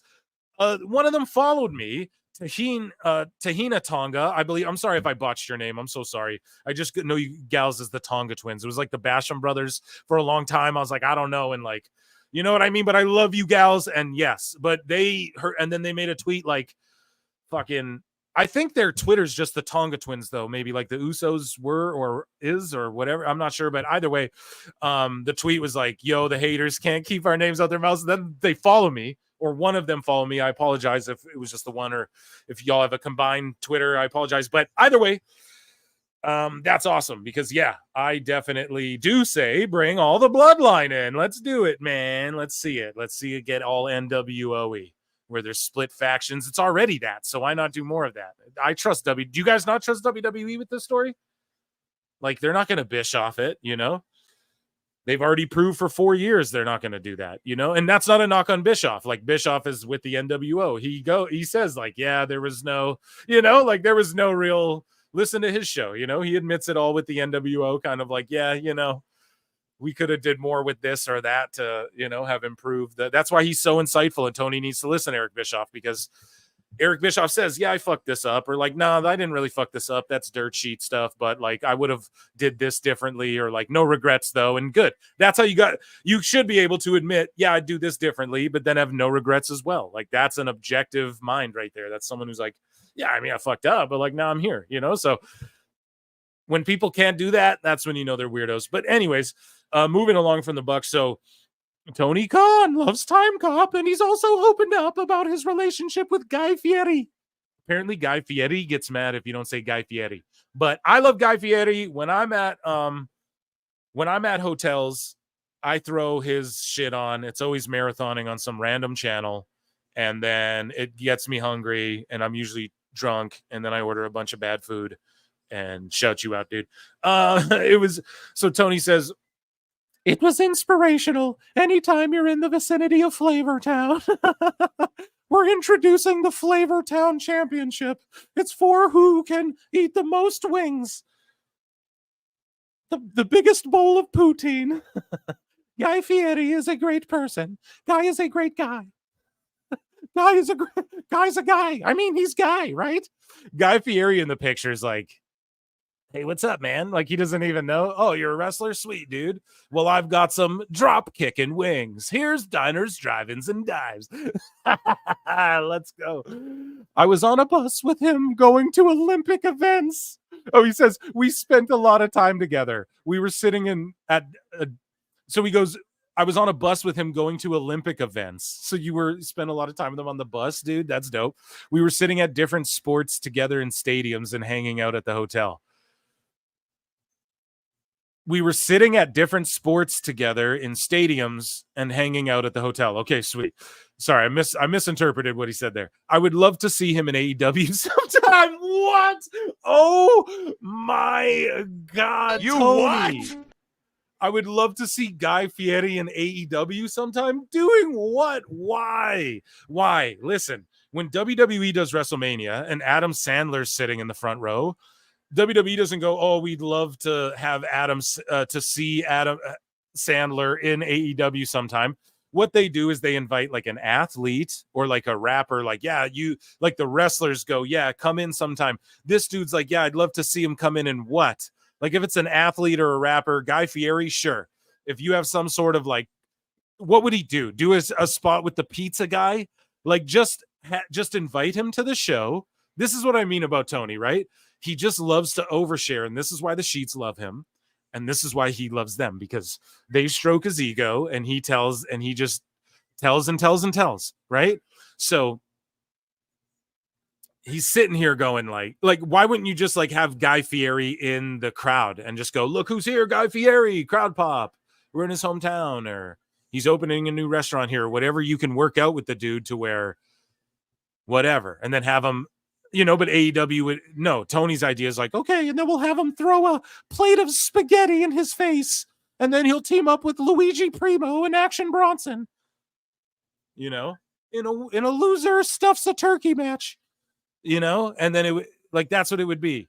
So I don't know, I'm going off hard on Tony today, but this was hilarious. I thought this was so adorable. He's such a fan of Guy Fieri. I would love for some of the top stars in AEW to pay a visit to Flavortown and work with him. On what, a cooking show, Tony? I would admit, Guy Fieri, RJ City, and then like a wrestler of the week doing a cooking show on YouTube, that would be fucking good. Again, Tony. Best guys, Tony Khan. $1 million idea from your boy Phil. Once again, I keep giving them to you. If you tune into the show, I cook for you, dude.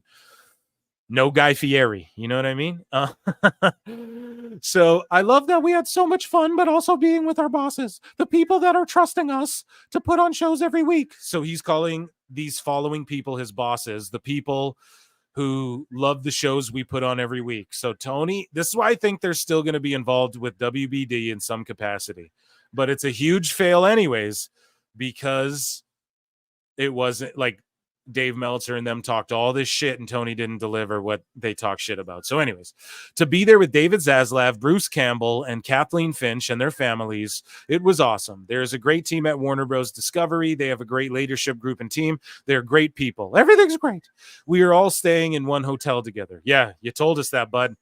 They really put a first-class experience. It's like, y'all ever see that movie, God, I should really remember the name of it before I fucking... It's some movie with like Mia Goth, I think, is in it, where they're all on an island partying. And it's all like fucking... I don't know. I'm being weird, dude. They have a great leadership group and team. Yeah, they really put first-class experience together. It was a great Olympics. Okay, well, that's good for Tony. You know, instead of him like, yeah, I'm here scouting wrestlers, like Chad Gable was doing in vignettes on Raw. There, he's like, yeah, I really would love Guy Fieri to come in. Guy's a game changer. He's a great guy. He's great. Everything's great. Japers. It's great. Yeah. So AEW, according to Forbes, who also said like what 3-4 months ago that AEW was a $2 billion company, is saying that AEW Dynamite's low viewership is concerning despite excuses. So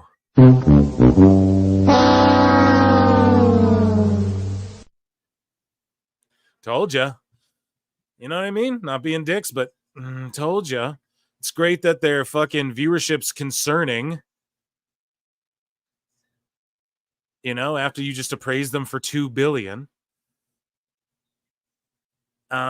So Daniel Garcia, as of last week, Daniel Garcia had not re-signed with AEW. Garcia's current deal expires in October this year. One top name within AEW believed that Garcia would be staying and speculated that he re-signed. Obviously, he did.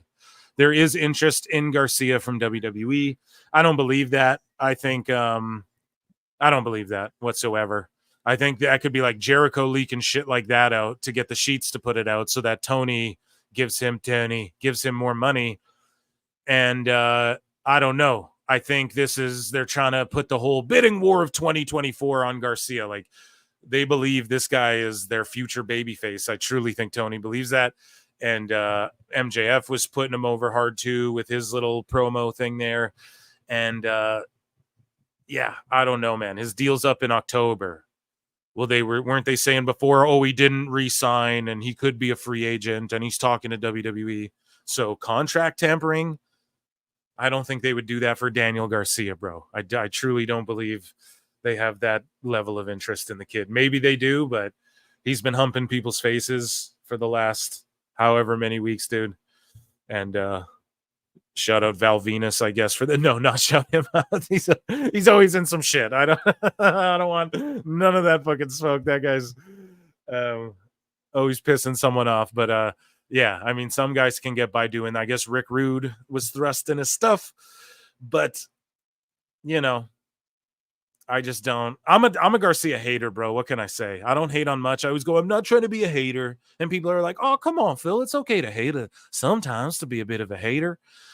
But yeah, man, it's not like I want to see him fail. I even tweeted it out before. I was like, listen, if Garcia goes there, good. Like, I will never knock him for doing what he thinks is best and good. I'll never be like, don't go to WWE. Like, no, I encourage every wrestler, if they take themselves seriously, to try their hand there at some point in their career, whether it's once, twice, 3 times, any amount of times. You got to go through that system a little bit.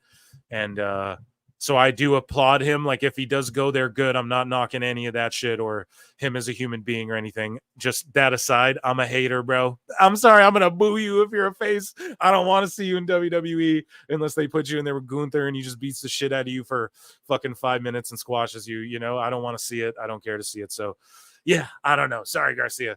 But shout you out though, dude. Hope you get a good deal. Honestly, hope Tony throws all. Tony's obviously going to give you the most money and give you the biggest platform. Stay there. Oh my goodness. Anyways, though, so moving along, we have more AEW news. This isn't even the WWE hot news. So down here, I'd love to hear an explanation on why Preston Vance would be blading on last night's Collision in a low-key 3-minute squash match. So we did a live show during this, and I was like, I like both these guys, but damn, why are they fighting? I thought they're in a faction. Dude has blood as well. Well, check it out, man. The camera zoomed in on Preston Vance, 10. Like, they zoom in on him fucking blading, dude.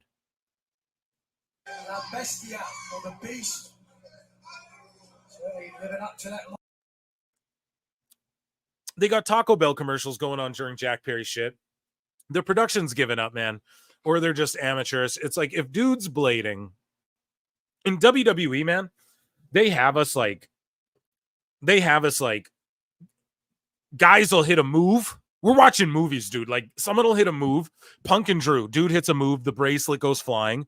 The camera focuses in on the bracelet.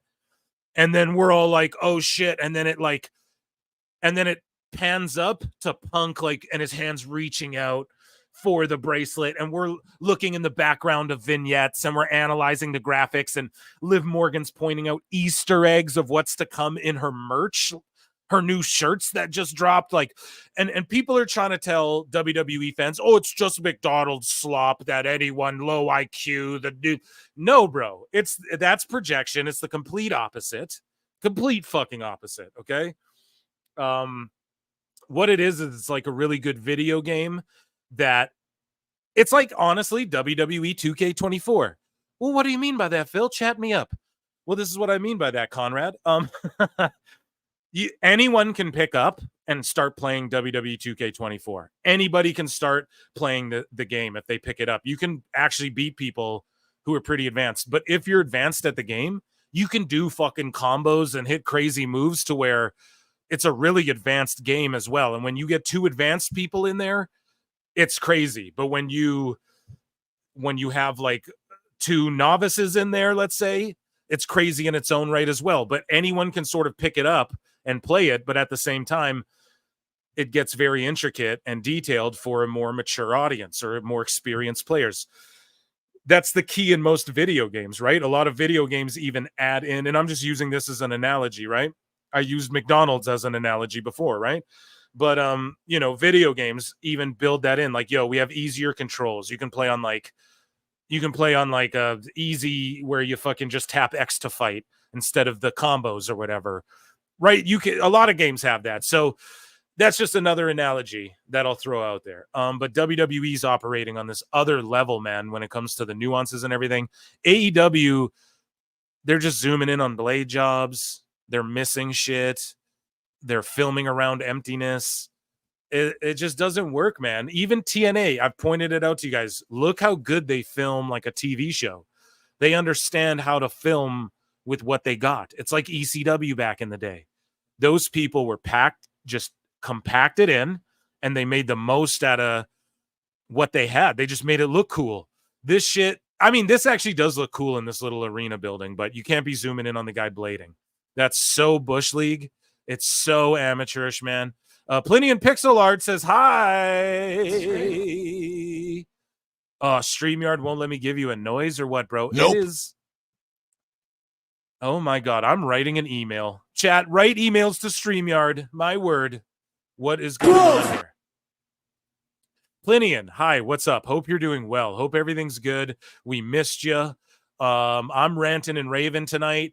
I'm not looking at chat as much as I should, but I appreciate you being here and hope everything's going good for you, buddy. What's up? Thank you so much. And I'm trying to give you a sound here.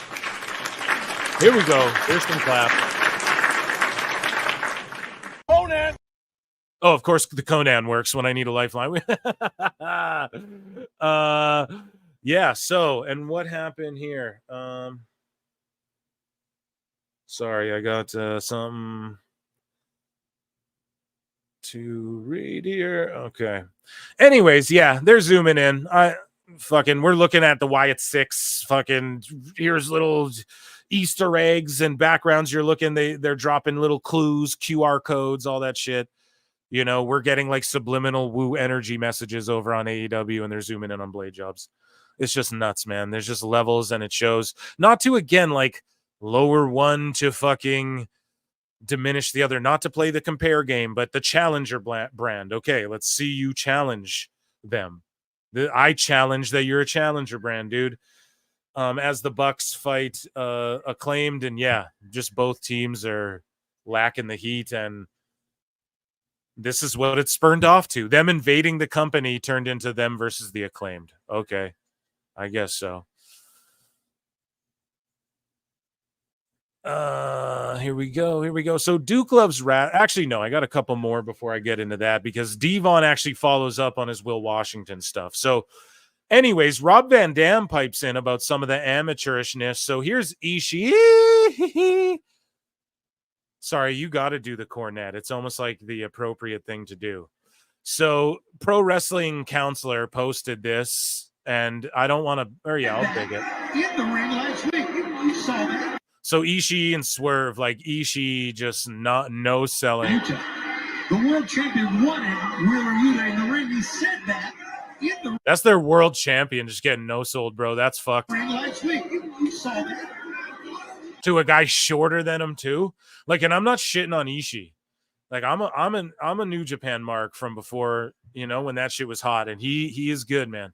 He's a legend, but, and I know, oh, come on now, Phil, these Japanese legends. I get it, but he owns the right to do, he earned the right with me to do whatever. He's like an Edge to me. You want to jump off a cage, break your tibia? Cool. You want to no-sell their world champion and they let you do it? Cool, bro. I'm not, hey, dude, I'm not going to tell you what you can and can't do in there. But look at that. That's your world champ. I would never, bro. I would never. And I know it's kayfabe, but like, you gotta come Swerve, bro. You gotta say some shit and be like, hell no, I'm not doing that. And telling it anyway, Utah. The world champion won. And it seems little, but it's those little things, man. We're talking about that all night here. That's the through line. That's what you guys take away. The details, the small things, all the small things. Truth brings.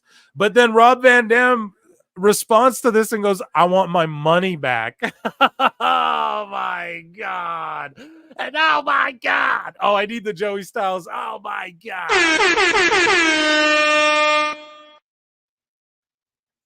He just, I don't know. He wants his money back. I don't know if he's shitting on it, if he's trying to be funny. That just seems wild to do that. And like Van Dam, from what, so also we didn't expose, but Duke Loves Wrestling, who we're about to talk to in a second. He told us that Tony Khan wanted Devon Dudley to come in and wrestle for AEW. And then I asked him, I said, yo, Duke, was he trying to get the Dudleys back together because he had the Hardys and he had Edge and Christian? And I pointed out a long time ago, dude, early days of PWT, episodes that got 100 views. You know, I was saying Devon's kids are there, and they're like the mini Dudley boys. I think they're twins, right? They're like the new Dudley boys, kind of. They are, you know, they're Devon's like sons, and they do some of the Dudley's moves, but they also do their own shit. And it's really, I was like, they're good. Like they're green when you saw them. They were on like Dark Elevation, Pandemic era. But Tony was doing that to try and get Devon in to AEW to wrestle. And Devon just wasn't good then. Now, I think he might have done something for WWE since, whatever. He's got an office job with WWE. He doesn't need to do that, you know. But I think Duke said he would ask Devon for me. So, yeah, I'm like, dude, he was going to try and get Bubba as well, I bet, and get the whole – and then think about it. He stopped doing Busted Open. Now you have Will Washington, like, messaging fucking Duke and going like, hey, man, don't say that. Why did you let Devon say this shit? And Duke's like, he's a grown man. Like, what am I going to fucking tell him not to say that? What are you guys talking about? And then Duke's like, well, come on my show and tell your end. And then Will is like, no, dude, I could fart in the wind. Like, that's what he actually said, I guess, is like, I could fart in the wind and it would get more attention than me coming on your show, which is just like a weird thing to say, man. And yeah, I don't know, dude. Yeah, so that's what's going on. And Van Dam might just be piping up like, yeah, it's kind of silly. Like, I want my money back. But I don't know. He got paid for a couple spots there. It's weird that they wouldn't bring RVD in. I always said, man, bring in all these old ECW guys and let Hook kill them all as the FTW champion and have him be like, no, fuck my dad. And I'm going against all of these guys in hardcore rules matches. And the FTW titles are hardcore belt type shit, but they're not smart enough to do that. I don't know. RVD piped in, and it's funny to me. So we're speaking about Will Washington and Devon, though. They come with an update on the Will Washington stuff. Back. Hopefully they talk about if he was trying to bring Bubba in as well, because my X-Files was like, look, man, they had the Hardys. They had Edge and Christian. Of course, Tony would have tried to bring the Dudleys in, right? And then you put the Bucks in there and do like, oh, 4-way, because TNA would do that too with like they do like the Hardys and Team 3D versus like the Wolves in like 3-way TLC matches to get them over, you know, to get other teams over and try and recreate a bit of that magic. And those matches slap too, but Tony was thinking about doing Edge and Christian, the Hardys, Dudleys. You know, that's all he wants to do. That's why it's Ricochet and fucking Ospreay. That's why apparently the plan forever. And Meltzer said what's been emailing me or DMing me nonstop about this because he's covered it to death, where the plan is Kenny and Okada. It won't happen at this Wembley, right? So it's like, when is it going to happen? But that's his big plan. Like, he just wants these guys to recreate his favorite shit in these, you know, on these big stages while pushing his favorite guys, you know, like the Young Bucks and all of them. Scully Vibes is what it is tonight. Dynamite looking like 585 this week. The show has been dragging. What's good, PWT? Yeah. Oh, goddamn StreamYard. Yeah. Oh, my God. Yeah. We're giving him another one. What? Yeah. Giving you 3 just to piss off the StreamYard gods. Dude, yeah. What's good, man? Good to see you here tonight. Joe Hendry still hasn't showed up here. Unfortunately, I keep saying his name. He's not appearing. Oh, no, that wasn't Joe Hendry. Shit, I thought I saw something. But yeah, man, Dynamite, it won't be good. This is going to be a bad rating. And I'm the one who's always like, no, man, it might be. I'm like, oh, come on now, Eric. It might be a good rating. You know, it might be really good. and you might be wrong, Phil, but no, I think this one's just going to be bad. No one wants to see the Bucks in the main event, dude.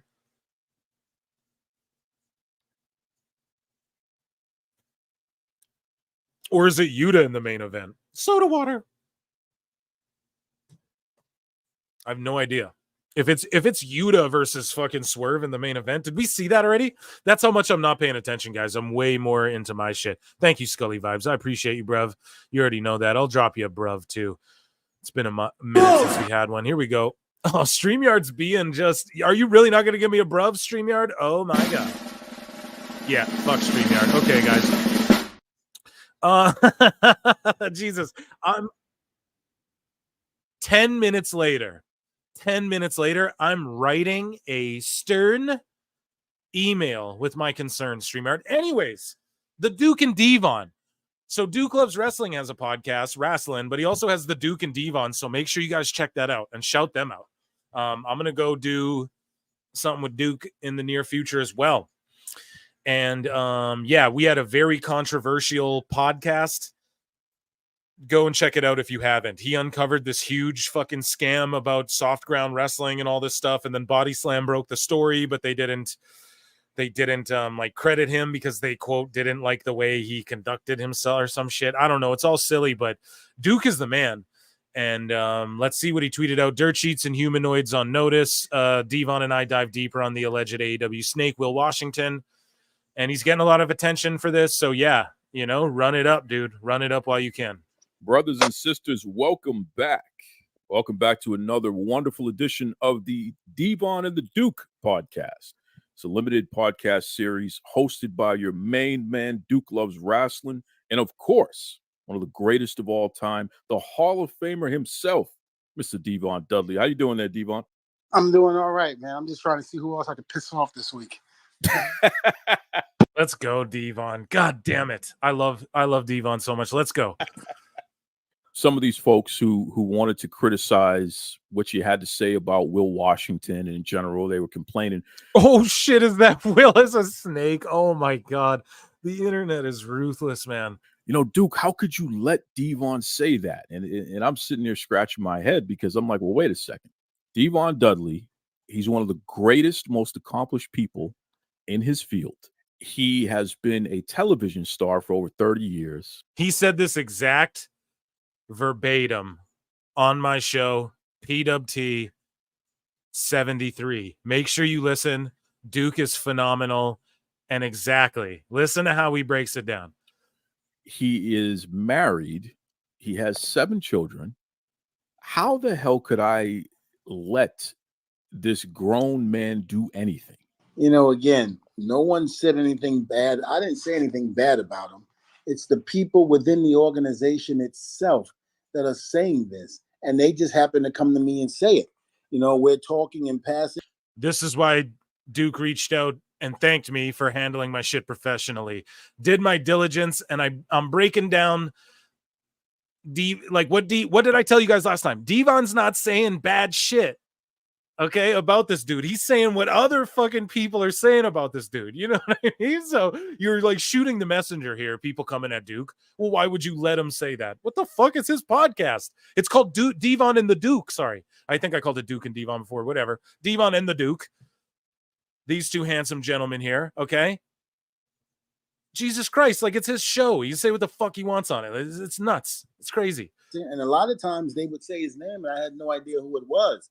So until after about the 3rd or 4th time, I started picking up on who it was. And, you know, I just heard Sway's cousin, you know, Swerve's cousin. I was like, oh, okay. I think I met him. And then, you know, when they started describing it to me, I said, oh, yeah, I met him. I said, hi. So so the people who talk to Devon, they don't even be like Will Wash. They're like, yeah, Swerve's cousin, man. That guy, Swerve's cousin sucks, bro. Yeah, have you met Swerve's cousin yet, man? That guy. Oh man, he came to Tony's office, you know, gave me the nod, you know, and that was it. But I said, other than that, I don't know him, so I can't really speak on him. So for me to say that, and then all of a sudden now you take it personal because I'm telling you what other people are saying, then I'm not the one with the problem here. Boom. Couldn't have said it better. I would love to know if, God, Duke or Devon, if you're listening, did he want the Dudleys in AEW? Because that'll be so telling. That'll tell me so much. I know he did. I don't know why I'm fishing for it, but it's just to confirm what I know. And I'm sure Devon will be like, I don't know if he reached to Bubba or Bully or whatever, but I'm sure that's what Tony was trying to do. Makes so much sense. But yeah, guys, don't shoot the messengers, man. Same with me. Like, everyone's mad at what? Because I just give my opinion on the shit people are putting out there. I don't understand. Anyways, so AEW has announced the launch of AEW Stories, with the first episode focusing on behind the scenes at last year's All In at Wembley. The show will premiere next Monday on AEW's YouTube channel. Oh, going head to head with Monday Night Raw. Remember when Dave Meltzer tried to be like, oh, this was to go head to head. The AEW documentary on Wednesday was to go head to head with AEW, or the WWE documentary, pardon me, for WrestleMania. Now this is going every Monday. Now, guys, I clipped together AEW All Access for you guys and brought 10 minutes of Tony Khan, which has been since edited down to like 6 or 7 because YouTube. But and Don Stevens and that. But it's still up there, guys. Go and watch it if you haven't. But I want to watch this with you guys. Now, I can't do it on YouTube. They'll pull me if I even show it in the little screen. I know they'll whatever. So I'm going to do this on Patreon. I'm going to watch on Patreon this every single episode of this AEW Stories show, and we are going to EFAP it together on Patreon, and that's going to be what I do, like my big triumphant return to Patreon. That's what I'm going to do. That's unique from YouTube, okay? Because I've been thinking, like, what can I do there that I can't? I got to watch things along where you can see it too, to where you don't just get DMCA strike for everything. And like YouTube will get you for like the audio for stuff, you know? So it's crazy. You got to be very careful. And so Patreon's a little more, if I put it in like a small box, like you see here, like even watching this trailer is going to be sketch, but I'm going to try it for you guys. But 5-6 years ago, we had no idea we could even fit 10,000 people into a room. So like there's still 5-6 years ago, we didn't even think we could fit 10,000 people in a room. Okay. Let alone 8 times that. If there were people like me that liked wrestling in a different way, then maybe there should be a place for it. Okay, that's a cool way to put it, I guess. It doesn't mean like, oh, great business and shit, you know? It doesn't mean you're going to last all this shit. It doesn't mean you're a challenger brand, but okay. We came from Portugal, from New York, from Italy, only for tonight. Watch AEW All In right here. Okay, I'm pausing it a lot because I don't want to get Don Stevens. Okay.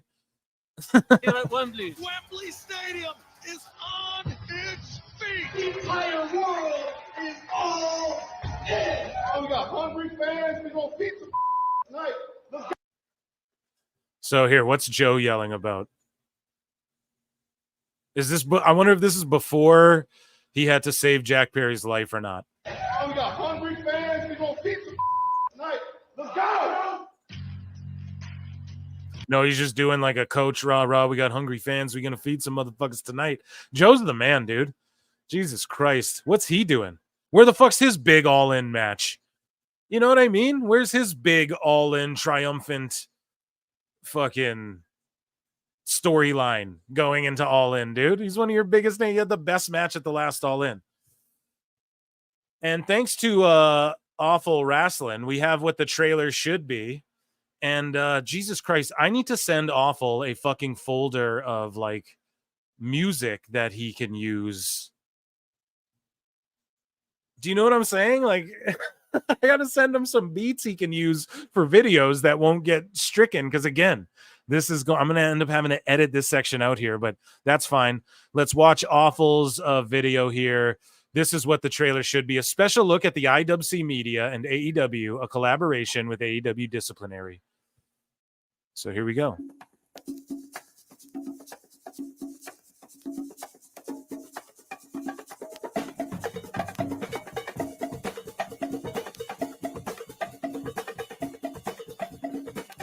Pro Wrestling Media on the AEW WBD new media rights deal. Let's see what they reported. PW Chronicle. AEW have long been involved in TV rights extensions talks with WBD, and talks have been ongoing for months. WBD sources state that they have been very happy with AEW per Fightful. Supposed reputable wrestling media were reporting that WBD was very happy with All Elite Wrestling.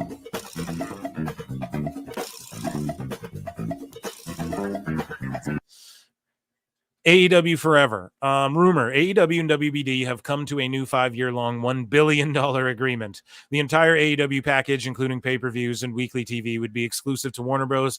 And subject to streaming on WBD platforms. Okay, well, whatever. I'm always playing devil's advocate. That's the thing with Phil. If you tell me some shit, even if I agree with it, I'm going to try and be like, nah, and go against it. But it's like this motherfucker here, this was just a made up rumor that some fucking marks made up. Like, you can't take this serious, but these are the diehards. So he is pointing out, like, as far back as May 23, look at what these people are inventing in their heads. The entire AEW package, including pay-per-views and weekly TV, would be exclusive, whatever. An announcement is expected within the week. That was like last summer. Okay.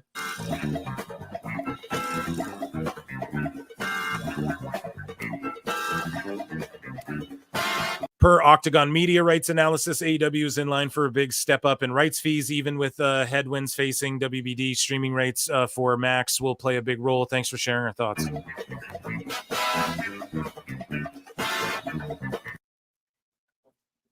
AEW All In is tracking to be the most attended pro wrestling show ever, at least outside of North Korea. Tony Khan has built a business that will do well over $100 million in 23 revenue. And then remember, they lost 150 though, like overall, which we're not saying like, oh, you got to be in the green all the time. But I don't know, man. They kept saying, oh, the $100 million revenue. No. Wrestle Purists. The figures being talked about between WBD and AEW are said to be considerably more than the estimated $110 million per year, or slightly more. That would, in theory, take AEW into profitable range. No, it didn't, though. That's a lie. There is talk of figures between 50% above and as much as nearly double the current number.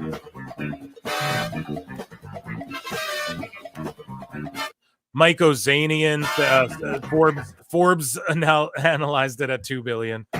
This edit is incredible. A new TV rights deal between AEW and Warner Brothers Discovery will be announced as part of the latter's upfront next Wednesday in New York City. This news comes from our Dave Meltzer. Meltzer said both the deal and the much-discussed AEW Collision show will be announced at the Wednesday, May 17th event at the theater at Madison Square Garden. I presume they're going to announce CM Punk, right? The Chicago show and the new TV show, because they're all the same. That's the debut of the new TV show. And the combination of all that, I don't know that they announced the new TV deal, but that will probably be announced, though, at the upfront. So it probably in some form will be. What the fuck is Dave even babbling about, man? Jesus Christ. Dummy, yeah. He's just babbling shit. I hope you guys got a dummy. I'm not getting shit on my end. Oh, there we go. There we go. Yeah. Knowledge. It may not be the single biggest announcement, but it will be the most big announcements of a big announcement, because it's not just. It'll be the most. It'll be the most big announcements of a big announcement. Because it's not just, it's a big show, it's a new TV show, and it's CM Punk's return, all on June the 17th. The Wrestling Observer newsletter is believed to be the most reliable pro wrestling media outlet in the industry. AEW lands new TV deal with Warner Bros. So natural other wrestling media sites and accounts ran with Meltzer's word. Exactly. The figures being talked about between WBD are said to be blah, blah, blah. We read that. AEW content started to appear on HBO Max for some users. Nothing has been officially announced, but this is a good sign for a new deal between AEW and Warner Bros. Discovery. Tony Khan teases very lucrative milestone for AEW in 2024. Even the New York Post reported the narrative. I'm not really supposed to get into all the specific details of the partnership with Warner Brothers Discovery, but I would say that the time that's left on the previous deal, the current deal, is the same duration as what we were doing before, and it's a new. They are currently on a deal from 2023, which expires on December 31, 2024. Oh my God, this is brilliant. Deal. It's a different scope than what we previously had with Warner Brothers Discovery, which is exciting for us.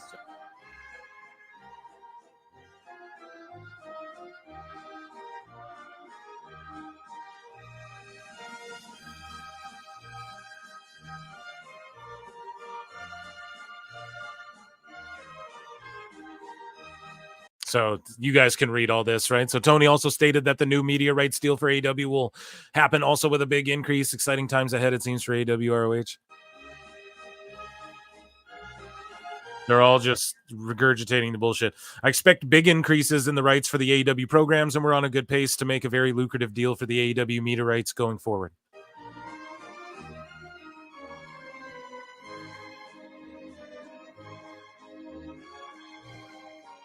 Tony Khan boasts. This guy says, it's great when Tony Khan joins Wrestling Observer Radio. I'm confident AEW will get a good media deal. The 18 to 34 demo drop needed more time. Yes, other shows would love their number, but something caused a shift. Perhaps a combo of WWE surge, timing, and stories. Product not connecting as much. Jesus. John Alba. AEW creates tons of content, has some of the best talent in the world, sturdy financial backing, is expanding programming, and its flagship draws well in its time slot in comparison to other cable shows. Given the landscape, I'd imagine 52 weeks of live TV warrants big money. Yeah, but you're just fucking wrong, dude. Like, that's the problem, John. Like, I know you think that, but it just seems, and I know you think you're fucking smarter than everybody else. And God damn it, dude, I follow you. I actually enjoy when you and Eric get into it and stuff, because that's the kind of content I enjoy. I enjoy producing content like that too, opposing opinions. But dude, it's like all of that shit, it's seemingly like, I imagine 52 weeks of live TV warrants big money, but it doesn't if it's not doing big numbers and shit. So it's like, I know you guys imagine that. Everyone's imagining a lot of things. Let's just fucking wait and see, because they're not saying shit and nobody's saying shit. And it's the same circle of fucking, oh, it'll be great. It'll be great. We're not really. We had a meeting. I was on a bus with Guy Fieri. I didn't really talk to Zaslav, but WBD's awesome. Like, we don't know, dude. Okay? And I get it. He's just tweeting out his opinion. And these are, okay, they create a ton of content. It's not that good, though. Their YouTube's shite. Ant Evans was on the fucking show. He broke it down. Has some of the best talent in the world. Doesn't mean shit if there's no story behind it. If the buildings are empty, if the production is bad and people aren't watching the fucking show.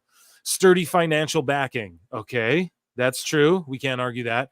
Is expanding programming. Again, doesn't mean shit. Doesn't mean anything. Its flagship draws well and its time slot in comparison to other cable networks. Okay, in a certain demo.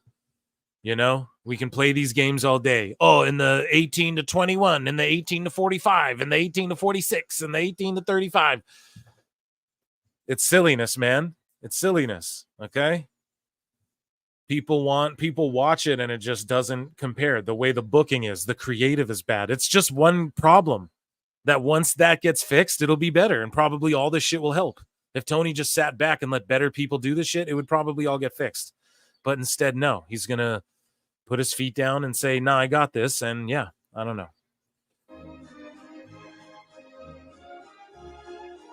Tony Khan on media rights renewal says Dynamite, Collision, and Rampage will all be getting huge, huge increases. I can say for sure. Okay.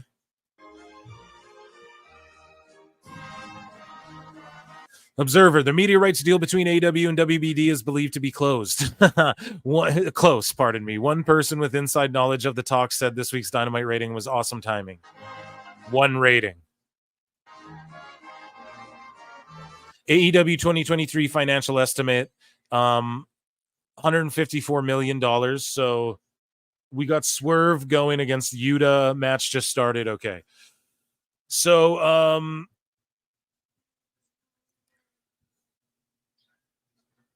yeah, so sorry, I'm just watching this here. The crowd's hot for Swerve, man. You can't lie. It's a shame. What Bully pointed out, that needs to be, or it can't be understated. You got to make your graphics better. You have to feature your world champ like a world champ and give him a better opponent than Yuta. I know y'all are saying, oh, I don't mind this too much, but like, where's Claudio? But then Claudio's got to lose and he's building up to Okada. So, okay, I guess maybe that's smart. Just have Yuta do a job. I'm okay with that, I guess. But Swerve, wasn't he like a baby face a month ago? So yeah, it's ultra. And then Danielson's just in the crowd like a fan. Why didn't he come through the crowd in his entrance and just stand in Yuta's corner like he normally does? Maybe they explained some shit on commentary I missed, but yeah, again, it's AEW for you. Anyways, though, AEW financial estimate equal to great or 154 million, up from roughly 150 million in 2022. Media division, including TV deals, forms 60% of revenue. I'm Meltzer over here. Live events generate roughly 34 million from ticket sales. Path to profitability relies on a significant increase in rights fees with WBD per WrestleNomics. So I don't know. You can trust them with those numbers, but the whole thing is like, exactly, this is proving like, nah, they drew in 154 million. Sorry, I'm sure they have the rest of the info here, because my whole thing is this. I know that what they're saying is they lost about 154 million or 150 around that in the year. And I'm not going like, ha, ha. Like, I don't care. You know, lots of $1 billion companies do that. But what we're saying is like, don't say, oh, they're booming and making money, and then we have to see these big empty buildings on top of that. Like, well, whoa, Tony, you don't have to lose 150 million. Like, we're fans of this shit. We don't, you know what I mean? Dude, you want to sign free agents, right? You want to do bigger shows and stuff, right? Well, like, how about do some better marketing and don't waste money on these, you know, do what TNA's doing, man. Just make the show look fucking cool. It's all dark and glib all the time. So I don't know. Those are things where I think I'm assuming you could cost cut as well. You know, I know we get some tax breaks, but so does WWE. So we can't get mad at that. And so I'm getting off track here, but yeah. 13-minute overrun. Yeah, exactly. It's going to be a fucking huge overrun here. WWE real one, whatever the deal is with WBD and AEW, it's going to be a big money deal. AEW is going to get that bag and there will be tears. Here's the thing with this guy. He just does shit to trigger people. So you can't even, it's like, okay, can't take him seriously at all. He's just literally saying that so he gets featured in this video and people go talk shit to him so he gets more money. Zarian, since we are on the topic of TV and streaming rights, a source mentioned to me that it's very possible for AEW to become a cable streaming hybrid show, much like how the NBA simulcast on TNT. Exactly. I agree with that. I don't think that will even, you know, and that doesn't mean, oh, a bunch more money. That, if anything, is like, no, we're going to give you less money to also stay on TV because we just want you on streaming. But we'll put you on our streaming, you know? Or like simulcast as well. UFC's talking about that. Like, yeah, we could be like the NFL, different cards on different networks. Do that, Tony. Do that. I'd actually be happy if that happened for you. But that, if he does that, I could see that happening, but that means he's getting less money from more places. So that doesn't equate to, you know, like what people think, like, oh, he's going to get big money from a million places. No. You'll get less from more instead of more from less. Do you know what I'm saying? Anyways, not sure, Dave, not sure, but when the company value went from 0 to 1 billion in 4.5 years, it's a hell of a great investment in the big picture. According to who? Forbes, who just said they're in trouble, dude? And then said they're 2 billion? Crazy. Even at 170 million per year, which per viewer would be barely half of what WWE seems to be getting, it will make AEW exceedingly profitable, and with overseas rights and other revenue, and at that point they would be the most successful wrestling promotion from a business standpoint in the history of the industry. They're trying to say, these fucking sickos were trying to say that they would be the most profitable in history, man. Number one in the industry. Dude. What?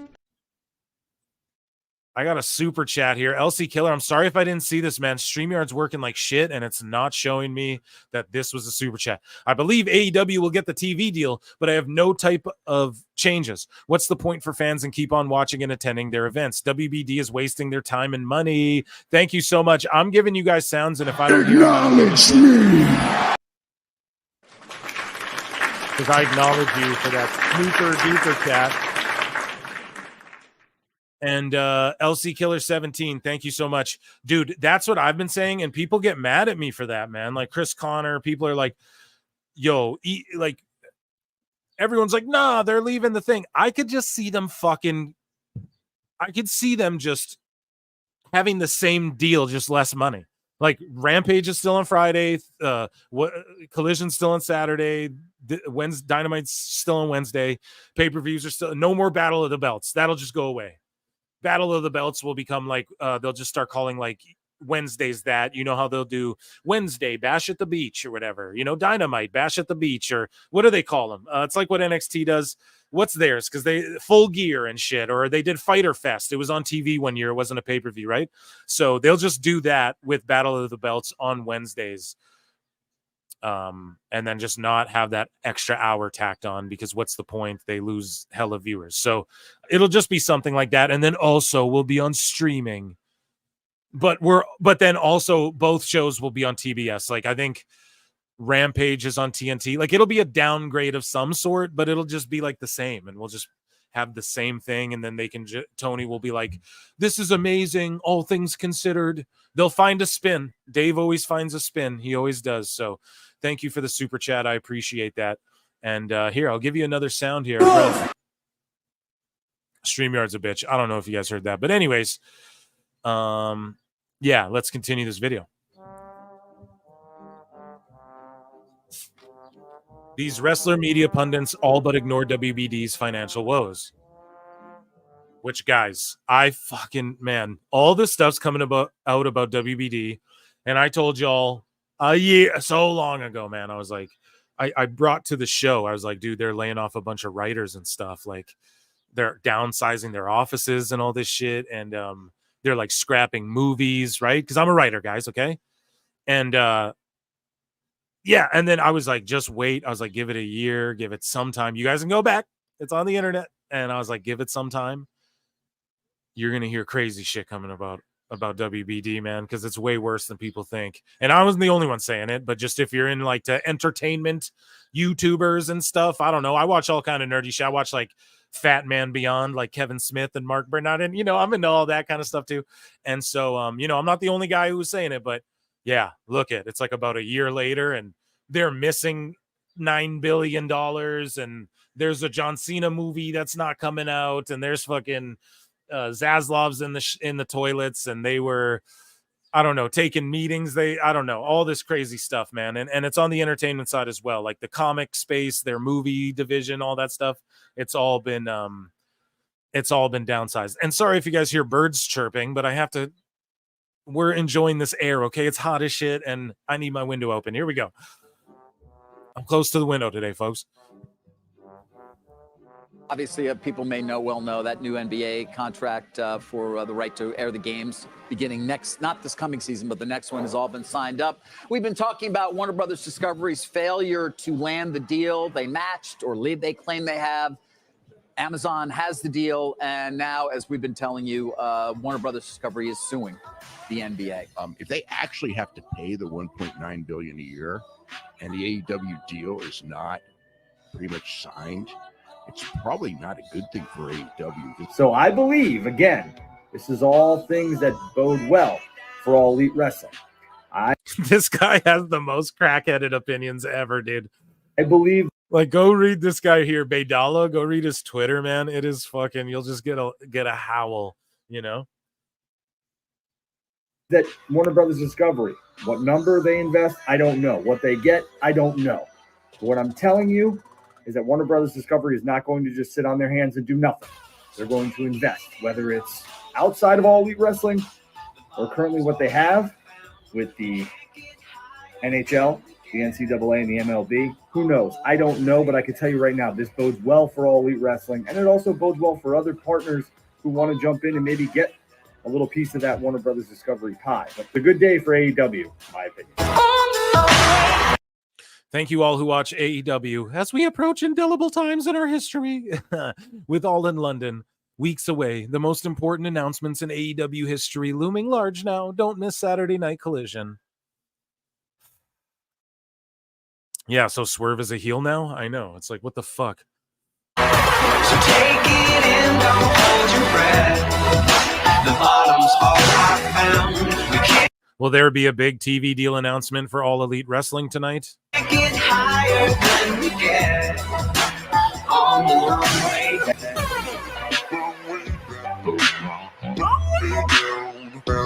Yeah, Awful hit me up. He's like, oh, dude, I want to come on for the...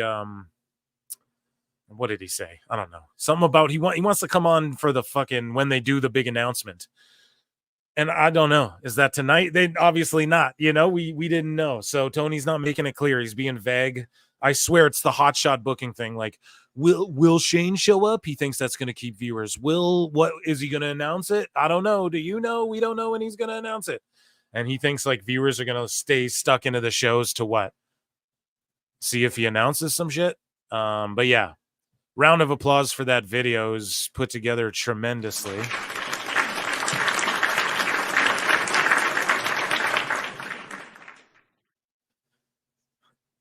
And here's Dax Harwood revealing that, just telling some fucking story that everyone was like, yeah, sure, Dax. And I don't know. I don't like to go hard on him, but he revealed that Dynamite Kid Tommy Billington, of course, Dynamite Kid's son, received an immediate AEW contract offer right after their match in Canada. That the next day, WWE contacted someone close to Tommy to gauge his interest, but Tommy decided to sign with AEW. So who knows if this is true, but I don't know. Good on, like, WWE's being smart, bringing back all of these WCW sort of things, like using the names of those pay-per-views for NXT shows. And like, I don't know, you have Braun Breaker, Lexus King, you got Brock Anderson there, fucking bring it, make the new Four Horsemen. Everyone's like, oh, the new NWO. Don't do that, but maybe like the new legacy of, here's a stable of these kids who are all like old WCW legends or something. Maybe that's corny, but or like just legends in general, but Billington was all over the world, obviously, but he's a tremendous talent as well, like especially for where he's at, and so I would love to see him anywhere. Hopefully he does good shit in AEW.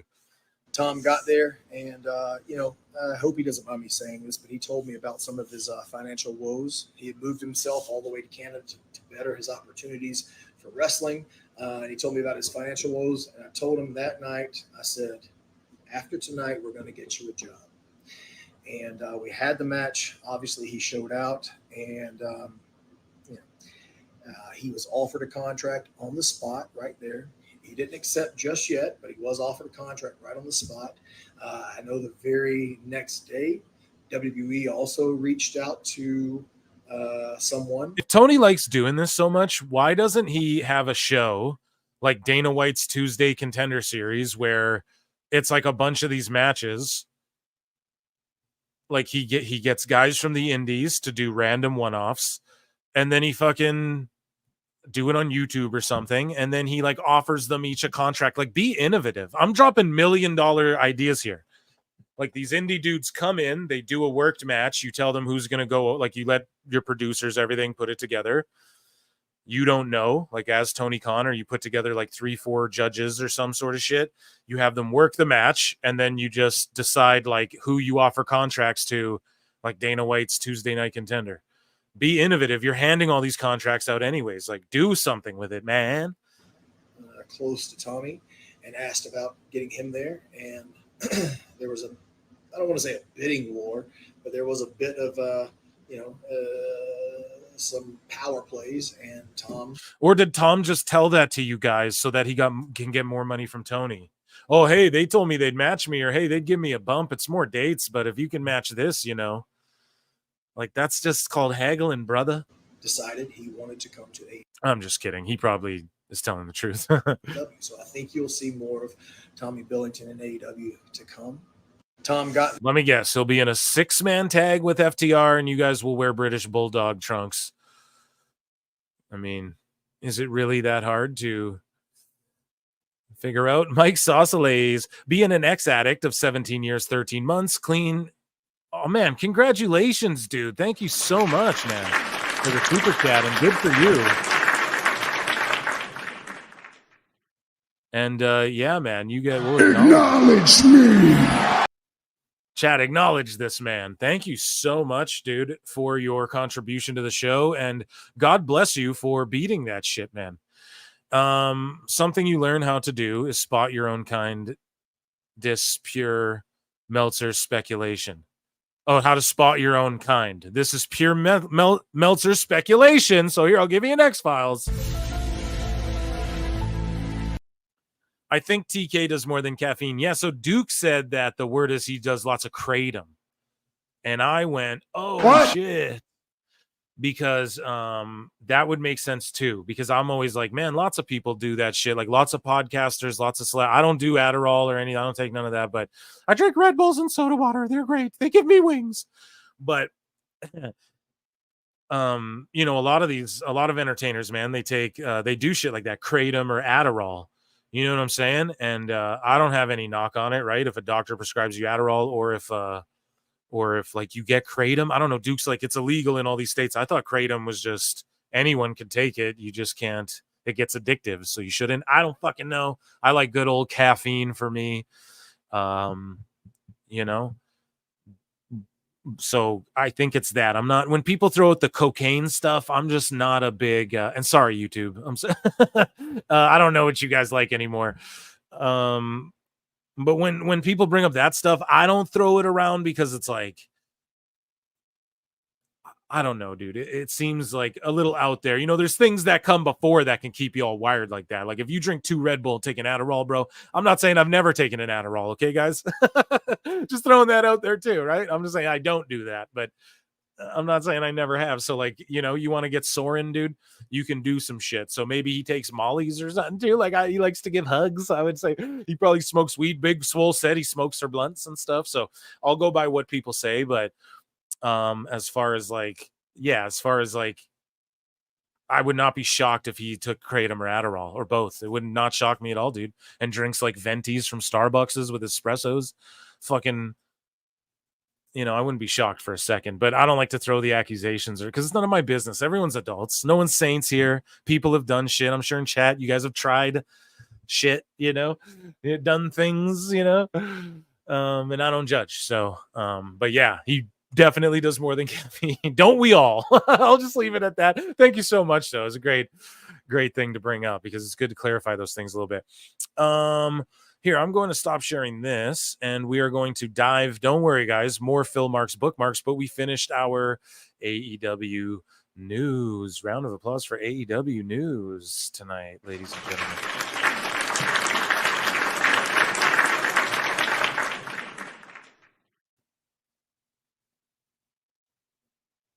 So I've got a few WWE stuffs that we're going to talk about really quick, and then we're going to get into the IWC Sickos. And so let me just share this quickly with you guys. Thanks for hanging in here tonight. Okay, so Randy Orton has just signed a 5-year deal with WWE. He will be staying with them until 2029. Shout out, Randy. I hear voices in my head. They talk to me. They understand. They talk to me. Good for him, man. Yeah, of course. He's going to retire there. What you mean? And it's funny how nobody was saying his deal was up, were they? No one was like, oh, Randy's deal's up. All of a sudden, it's like, oh, he signed a deal. So there you go. Another fail in the sheets. Anyways, WrestleVotes. Plans are in motion to rebrand the new Judgment Day. Sources say the group's essence will stay the same, but the name change is likely the leading. The name change that's likely the leading candidate is an out of the box yet bold idea. Street trash. Nope. Jesus, it's a Tony Khan idea. Street trash. Yeah, fuck all that. That is terrible. Just leave it to Judgment Day, fool. Okay, yeah, we covered that. Randy signed his dealio. WWE has announced that Dakota Kai will be out for 8 to 10 weeks with a torn meniscus, that's the knee, and will require surgery. Listen, thoughts and prayers for Dakota. She is gorgeous. She's a tremendous promo, tremendous in-ring worker. Them fucking knees said. Them knees said. Her knees went. Did you guys get a Conan? StreamYard's being the worst. Oh, botchcast tonight, man. Conan. Her knees said Conan, okay? And I don't mean no disrespect, but like, damn, they don't want to stay together for her. And it's such a shame. And she does a lot of those kicks and knees and shit in her moves, you know? So, and I'm not saying that's the culprit, but fuck, man. You know, there was that video of her crying where she's like, I want to push, and you just feel for her. I want to see her get pushed too. And people were like, oh, this is sick what WWE never gave her a chance and everything. But like, that could be why. And I just pray she has a speedy recovery, 8 to 10 with those knees. Don't you want to be a little extra safe with it too? Damn, man, it's unfortunate. So shout out to Dakota Kai and hope she recovers soon. John Cena reveals he's planning to work around 36 dates on his WWE retirement tour. Now, how funny was it when like he did that press conference after that pay-per-view and they go, he's like, I'm here to answer as many questions as you guys need. And then they're not asking. He's like, I'm there for the year about, and they weren't asking him. And then he had to give it up himself about, 36 dates or something like that. Right. Like, he's like, like about that time, amount of time, like he gave it up himself. And then he comes out like 36 dates. Dude, there's 52 weeks in a year. 36 dates. That's a lot of fucking dates. Now, obviously some of those will be, like, we'll probably get like a Raw, a SmackDown, maybe an NXT when they go head to head in October here. Or I don't even know if he can then, but I'm just saying. But it's the calendar year, 25. So January 1st to December fucking 31st, 2025. That is his that's his window, man, that he is wrestling for. 36 dates. So that's a lot, man.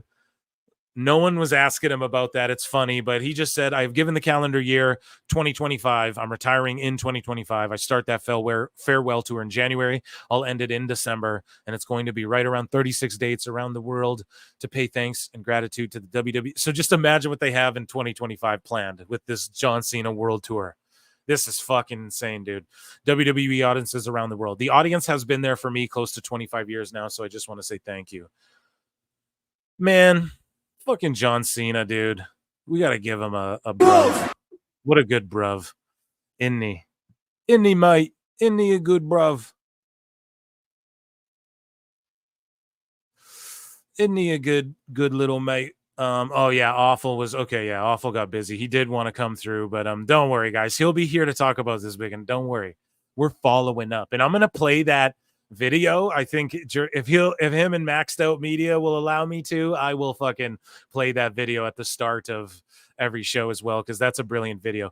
Paul Triantos for $5. Thank you so much. I had you on Phil in AEW. Did I miss the announcement? Love your intro, by the way. Amazing stuff. Round of applause, man. Thank you so much.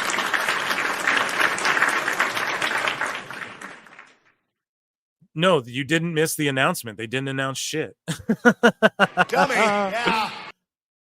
Didn't announce anything, dude. And the Dynamite was mid. I'm telling you, this is like going to be a bad rating. Watch it be good now, too, because I'm the one always, when it's good, I say it'll be, or when it's like, I'm like, I don't know about this, then it's good. And then I fucking go, oh, man, it's going to be really good. And then it's bad. So don't listen to me. I'm dummy. The best guy is Tony Khan. Just listen to him. He knows what he's talking about. But yeah, man, thanks for having me on NAEW at the same time. You didn't miss the announcement. I'll be here every Wednesday until we get it, brother. Thank you so much for that. So Dominic Mysterio, Logan Paul tweeted this out. He's ranked 2 out of 10. Dom Mysterio is an icon. Dom Mysterio had the fucking second highest next to Donald Trump. Next to me, but he doesn't have the same size shoes. Okay, but did he take a bullet to the ear and no sell it? No, they booed his ass out of the building like me at that libertarian convention the other night. No, listen, I have a terrible Trump, by the way, but listen. Dominic, the number 2, that's insane. Other news, Logan Paul's getting sued by that whole boxer thing. I didn't talk about all that because you guys know, like, I don't know. He misspoke or whatever the fuck. I want to get into all that shit. It's super annoying. But if she wins, if she sues this dude, Logan Paul, for fucking cyberbullying and fucking she wins, a lot of these IWC accounts are getting sued. Okay, guys? You're going to start seeing them drop like flies because they've done horrible things to people and way worse. So I don't know, man. If that becomes a precedent, like, oh, we can sue over just talking some shit, we're going to see a lot of people fucking, so, or being wrong about some facts, a lot of people are going to be fucking dropping off X. So anyways, Raw is on its highest. Shout out Stephanie Hype says, Fire highest viewership since Raw after Mania. They're rolling. Raw's rocking and rolling. So there you go. Mark Henry and his son with CM Punk family. Mark Henry recently just chose not to re-sign with AEW. to do whatever he was doing, just showing up and going, it's time for the main event. And then his son, Jacob Hendry, fresh off of like, I think he was doing like shot put, and he's like an Olympic athlete or some level, collegiate, I don't know. But he signed like NIL prospect virtually. But now Mark Henry will tell him what to do, because Henry came in and he had a little rocky start, you know, but now he can teach his son, like, nah, dude, you do it this way. And look out for Jacob Henry, man. That's a freak athlete about to come to the WWE. And former WWE host Matt Camp has disclosed that the company had to keep Roman Reigns and Matt Riddle separate from each other because of their real life heat. Riddle said that he could beat Roman Reigns easily in a real fight. Roman did not like this comment, obviously. When Roman had to come to the bump to promote sunglasses, Riddle was supposed to be a guest on the studio show. To ensure Roman did not see Riddle's face, WWE kept them separately. Matt Camp said on his podcast, the funny part, little side part of that show is Riddle was the in-studio guest, and we 100% did not put Riddle on the set until Roman was gone off the video screen. Just not going to mess with that. And then Riddle went and said something dumb about Roman, like right after that in another interview. No wonder no one in WWE liked Matt Riddle. Yeah, so he did have heat. He rubbed Orton the wrong way. Orton became his friend. Here's the problem with Matt Riddle, and I love the dude. Truly, I do, man. I'm a big fan of Matt Riddle. I would love for him to come back to WWE. Apparently, like, Randy's reached out about that as well. My whole thing is this, dude. Stop telling everyone you'd beat them up in real life or that you'd fight Brock and shit. We know.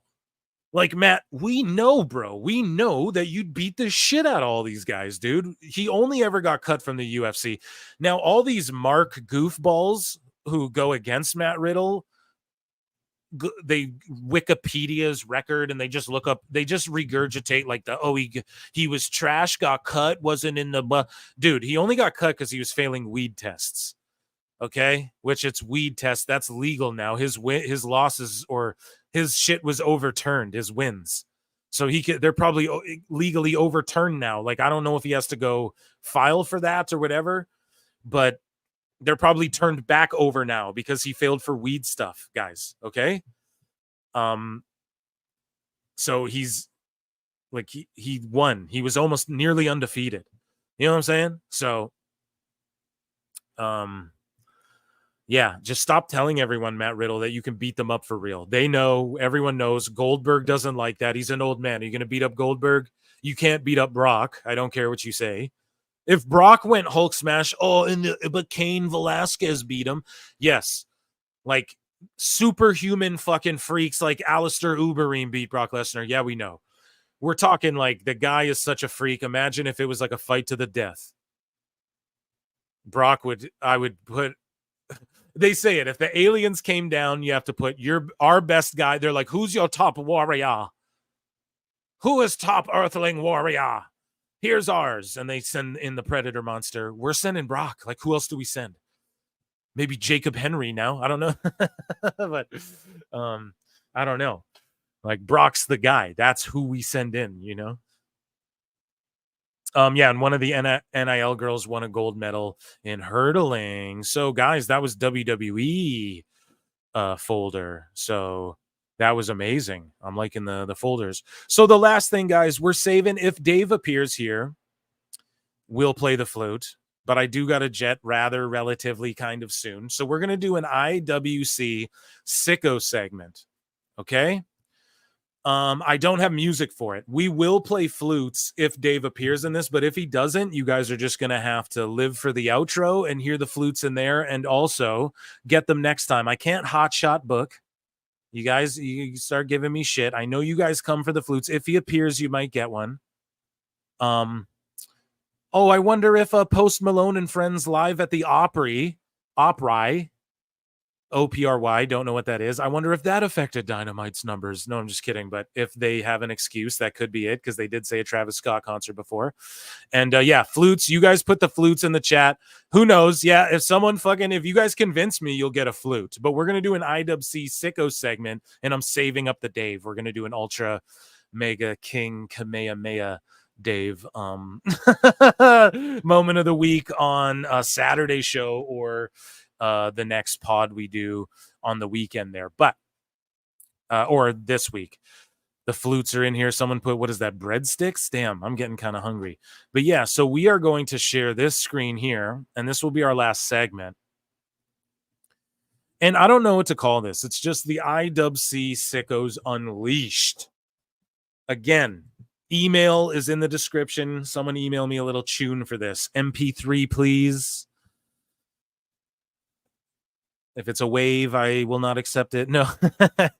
So here's from Neckbeards. This is from an AEW fan said what on Facebook. And this guy goes, to be fair.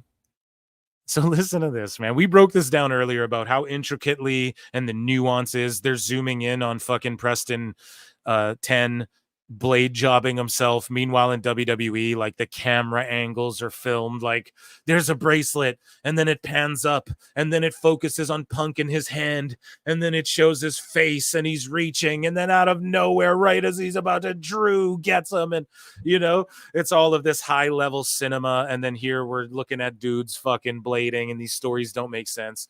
And so this is the AEW fan said one on Facebook says, to be fair, you have to have a very high IQ to understand AEW.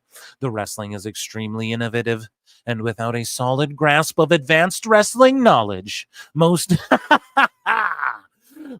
of these matches will go over typical wrestling fans' heads. There's Darby Allin, doesn't even spell his name right, who is definitely the best wrestler today. Darby Allin. You what? Bro. The Young Bucks are an advanced tag team with more skills than any team on the planet. AEW fans understand this stuff because AEW fans have the intellectual capacity to truly appreciate good professional wrestling. To realize that AEW is not just good. Man, this guy needs some fucking grammar. He needs spell check. He needs some fucking punctuation. Because, like, these sentences are running, dude. And I thought you're all smart and shit. Awful. People who dislike AEW and choose WWE are truly idiots. Of course, they wouldn't appreciate actual pro wrestling. This guy for sure also watches the lead in Big Bang Theory. For instance, to rather watch grown men dancing and singing New Day than to watch Kenny Omega give the best matches today is shameful. I'm smirking right now just imagining one of those addlepated. Oh, he hit the fucking thesaurus, bro. He got his book out. He Googled that one. Addlepated simpletons. Fuck you. You're a fucking pleb. You're a plebeian, dude. Scratching their heads in confusion as AEW's innovative wrestling unfolds itself into their brains. What fools. How I pity them. And yes, by the way, I do believe AEW is better than WWE. Nothing personal, kid. You fucking mark! Chat, let me know. Yeah, I know, Jamie. Yeah, I think Tony wrote this for $5. Oh, shit. That's hilarious.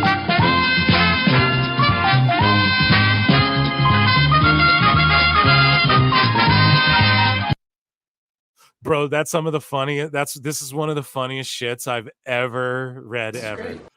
It's amazing, man. Oh my god. Thank you so much too for the super chat. I appreciate that, dude. I gotta get Conan. I'll give you a Conan. Yeah, we're getting into more of these, dude. Just trust me. Because you guys were asking for it. Everyone on X is like, man, you gotta do like a fucking IWC Freakazoid segment. I'm like, all right, we'll start. I'll start clipping them. You guys show up and show out. I'll start putting it all together here.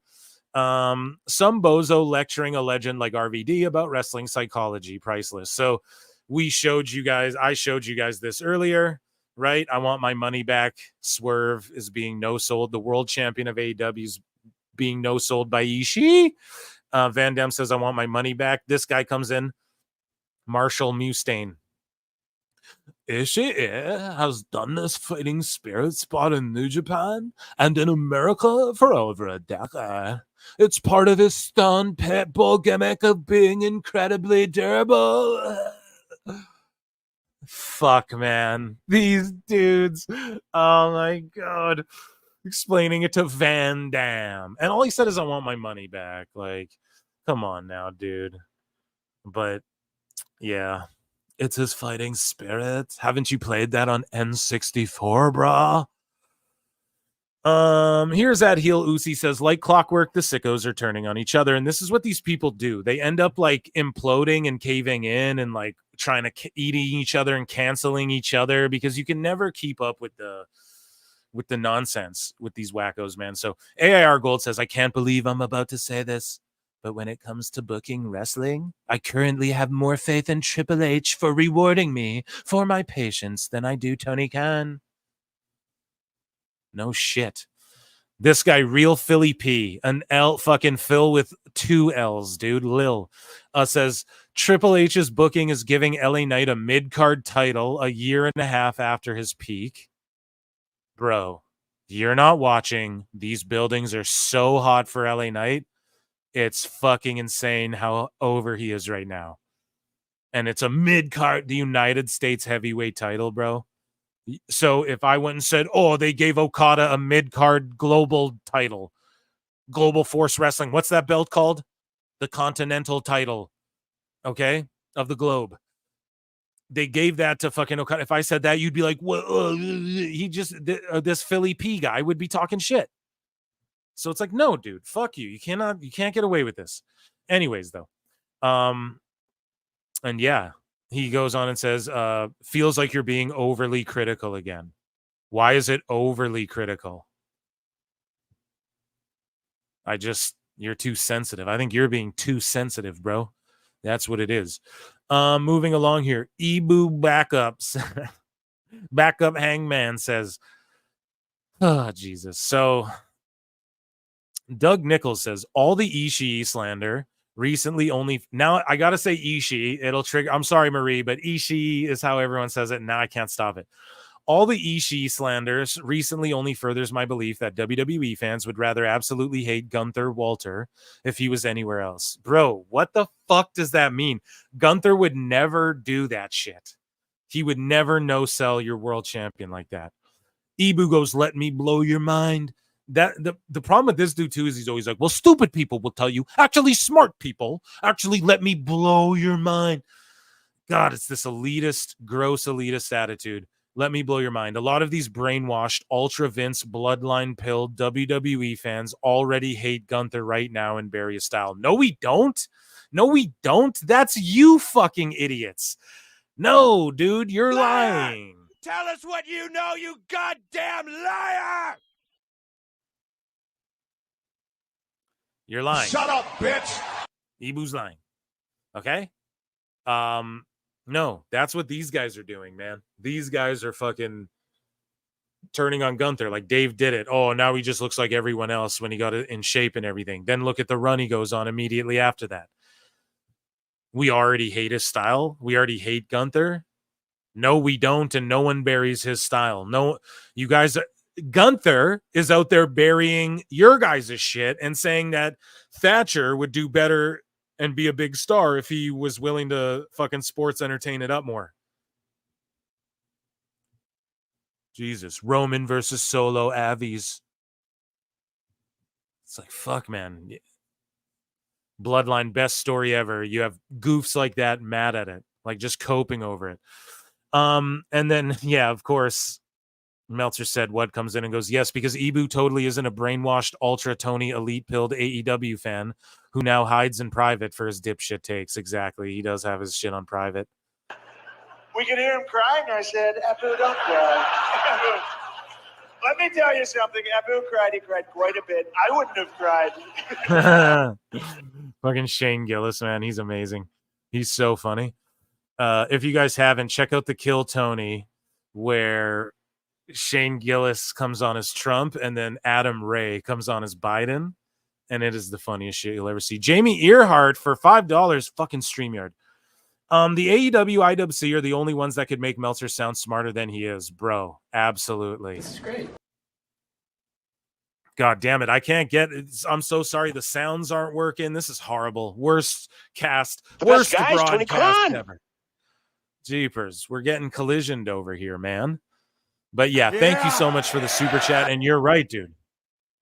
You're right. I I don't think Meltzer's going to pop up. He did earlier, but yeah, thank you for the contribution there to the show. And I'm so sorry that the fucking sounds aren't working. I hope you guys are hearing all of them. I get like every second one. So whatever. I'm going to not focus on it. I'm just going to keep hitting the buttons. And if you guys hear it, great. So this clown said, the WWE has rotted my brain. And then he posted this shortly after. So this guy tweets out at Wrestle Cringe, which this guy's back. Jesus Christ. He posts some shit about, he posted that Penta's cringe for saying, please stop posting fake news. My present is AEW. See, and this is what these marks do. They fucking attack the people that they... So why do you guys want me to watch AEW? Oh, it's better with intricately crazy matches. So do you guys want to see... So who puts on those matches? Guys like Phoenix and Penta? So you guys don't want me to see Phoenix and Penta? You're hating on them now, but they're about to go to WWE. So what is he, fucking dumb fucks? So I don't know. This guy goes, I see nothing cringe about those comments. And let me see. What did people say? Sorry, we don't listen to traitors. Calling Penta a traitor. Fuck you, traitor. Man, what a bunch of babies, dude. Fucking sickos. So this is the most sicko shit of all time, guys. Okay? You're getting the sounds. Yeah, AEW sound issues. Good. Yeah. Yeah, thank you. And if you guys, yeah, sorry. I don't think we're getting a flute tonight. Maybe a last minute super chat will do it. Who knows?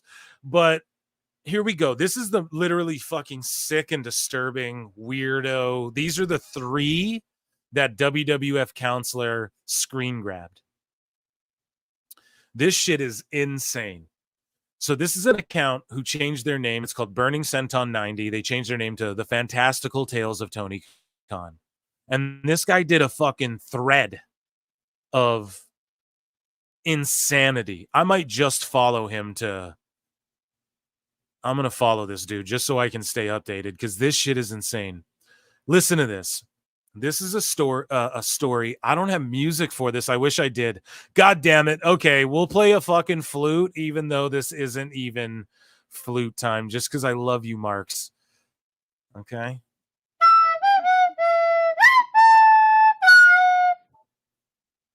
Here we go. Read this shit, dude. 4 years ago today, the brilliant Tony Khan awoke in his billionaire's mansion as he would any other morning. The picturesque sunlight streaming through his balcony onto his gleaming muscular six-pack.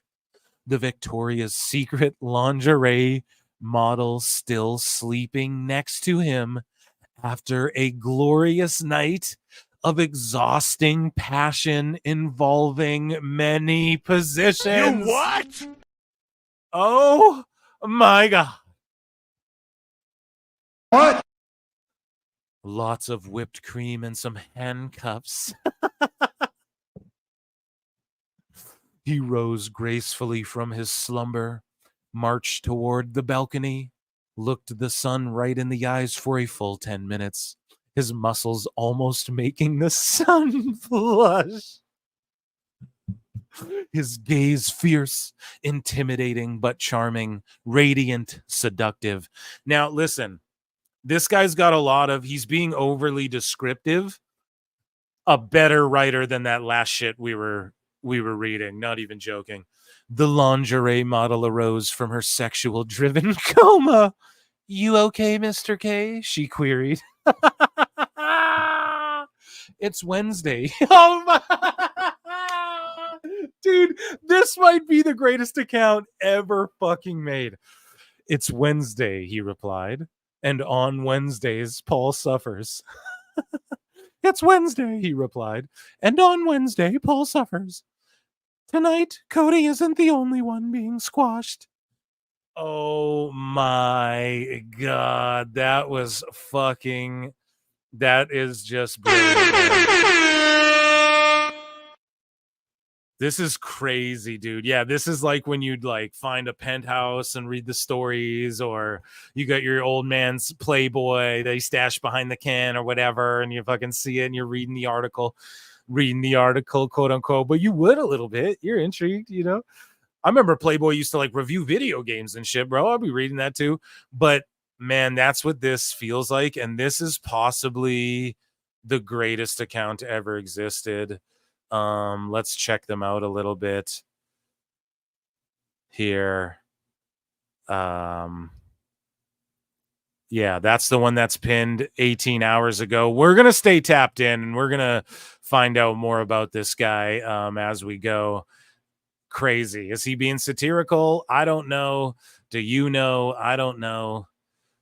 Should you know? You should maybe know. But guys, I want to thank you all for being here with me on tonight's, another eclectic edition of PWT live show. And round of applause for the chat for hanging out with me. I love you all so much. Guys, I don't know what to plug. Like, go and check out my old, not old, it's like a few days old pod with Duke. It's super controversial, crazy. I got some backlash from that. I didn't get into it, but I'll get into it on the next show. Just Brad Shepard got mad at me. And I will say this before we go. Hold on. Wait. TK has fanfic about him for $5. I don't know if you're hearing the goddamn air horn. StreamYard is the worst. I'm literally sending these people an email. Wait, TK has fanfic about him? This person needs help badly. Yes, but hopefully they don't get it anytime soon, Jonesy, because I am going to be covering it on the show, and I hope they write more and more of these fucking stories every week, and I will read them. Another one of my fools. Thank you so much for the super chat, Jonesy. Thank you so much, and thanks for hanging out with me. And I appreciate you loving the intro and outro. Now, went from fucking hating that Jericho thing. I spun it into something quick. I knew it had potential. I foresee the future. Now it's great. And thank you, Jonesy. I can't tell you how much I appreciate you. But yeah, guys, Brad Shepard got mad at me, so I will say this quickly, but I'll address this again and I'll reiterate this on the next show, but I will say this quickly. I use the word he says unhinged shit, and I think that offended him. And I will say this, that is what other people, to my understanding, I was ignorant, actually. I thought he was banned from Twitter. That's wrong, actually. I guess he dipped out because people went after him and stuff. And me saying unhinged shit is like sort of what I was told in my understanding of the situation. So I don't regret saying what I said because that's what's being said, dude. But he did get mad. He called me spineless and shit, but I was like, you can come on the fucking show. But then our mutuals are like, you don't want to do that or whatever. He's not going to do that. And it's like, well, why? Like, I didn't mean to. You know what I mean, dude? We can talk. So whatever. I'll address this again on another show. And I would love to have you on if you want to clear the air, whatever. Maybe you're not unhinged, but that's like what the word is, So I'm sorry if that offended you, me using that word. I personally wouldn't use that word. I wouldn't say like reporting on whatever you've reported, but I've heard you say some wild shit. Maybe I should have said wild shit. So there you go. That's my end to the show. I'll cover it better. I will reiterate this again. This is a big apology, but okay, sorry, I maybe misspoke, or I was ignorant to the conversation at the time or the situation at the time, and I immediately copped to that when Duke was like, dude, he had people go after him. I was like, okay, well, I didn't realize that. Here we go. Wolverine DX, and I'm so sorry for StreamYard. It takes so long. The chats don't come up. It's fucking this fanfic did deserve the flute. Was playing and hearing you reading it was like, what the fuck? Thanks for your work. Really like your pod, dude. Thank you. Yeah. I really like you. Here, I'll give you one of these for the super duper chat. Hopefully you guys see the price is right. I don't know. So thank you, man. I appreciate you sending in the super chat. I'm about to wrap things up here. I appreciate you. Make sure you go and check out the last show. YouTube.com/@prowrestletimes is the long form podcast. And please check that out. Please subscribe to that channel as well. Even if you don't watch the shit on there that way and you like to consume it in clip form, just go subscribe to that one. That'd be dope. We're at like 4,200 on @ProWrestlingClips. Thank you so much. I'm going to launch a new channel called @ProWrestlingGames, which will be coming soon, where you're going to get all my pro wrestling gaming stuff. It's going to be on its own channel. And then I'm going to also do I'm going to start something else that I don't want to talk about because everyone's going to rip it off. Like I've been working pretty hard at this, getting things in line. And yeah, I know how people get down, man. People are going to fucking steal my shit. I already know. So I don't want to do it. Thanks for another great night not watching Dynamite, Phil. Well, I unfortunately watched it, but thanks you watching me. You have time for games? Barely. But here's the thing. When I throw on a game, let's say I got 30 minutes, an hour on like a Saturday night or something, I'm about to go to bed, I'll whip something on. I'll record that and I'll upload it, and I'll just talk into a mic as I'm doing it, and you guys will, and I'll just upload it. It's easy. It really takes no more time or anything. So it maybe takes me a couple more minutes when I'm uploading stuff. But anyways, love you guys. Fuck you guys if you don't like me. Make sure you hit the like and subscribe. I love you all. Thank you for being here. And of course, what would the show be if we didn't end with our amazing outro? I got to figure out a better way to do this. But yeah, guys, I appreciate you all so much for being here with me tonight. Peace. I look and see it's not just me. Jack, why do you insist on doing this dumb internet shit on TV? I look and see it's not just me. This place is a fucking joke, man. You're a clown. I quit. So many of us have stood where we stand. We are the young, so raise your hand. So many of us have stood where we stand. We are the young, so raise your hand. We call us problem child. We spend our lives on trial. We walk an endless mile. We are the youth gone wild. We stand, we won't fall. We're 1 and 1 for all. The writing's on the wall. We are the youth gone wild. No. It doesn't make logical sense, but it makes. Well, yes, of course. But it makes wrestling booking sense. Of course, this makes no sense. Of course, okay, it makes no sense. However, in pro wrestling booking, which often makes no sense, you would do that. It's about making money. It's not about anything else. Wrestling's always been about making money first and foremost. That's it. I look and see it's not just me. Last weekend was the greatest weekend in AEW history. This is the greatest week. I look and see it's not just me. Security, my safety, my life was in danger at a wrestling show. So many of us have stood where we stand. We are the young, so raise your hand. So many of us have stood where we stand. We are the young, so raise your hand. We call us problem child. We spend our lives on trial. We walk an endless mile. We are the youth gone wild. We stand, we won't fall. We're 1 and 1 for all. The writing's on the wall. We are the youth gone wild. We call us problem child. We spend our lives on trial. We walk an endless mile. We are the youth gone wild. We stand, we won't fall. We're 1 and 1 for all. The writing's on the wall. We are the youth gone wild. Wild. Yeah. If you're familiar with how we do things often here on these Wednesdays, it's a lot like one of my favorite movies, Time Cop. What? Fuck you. Fuck you. Yeah.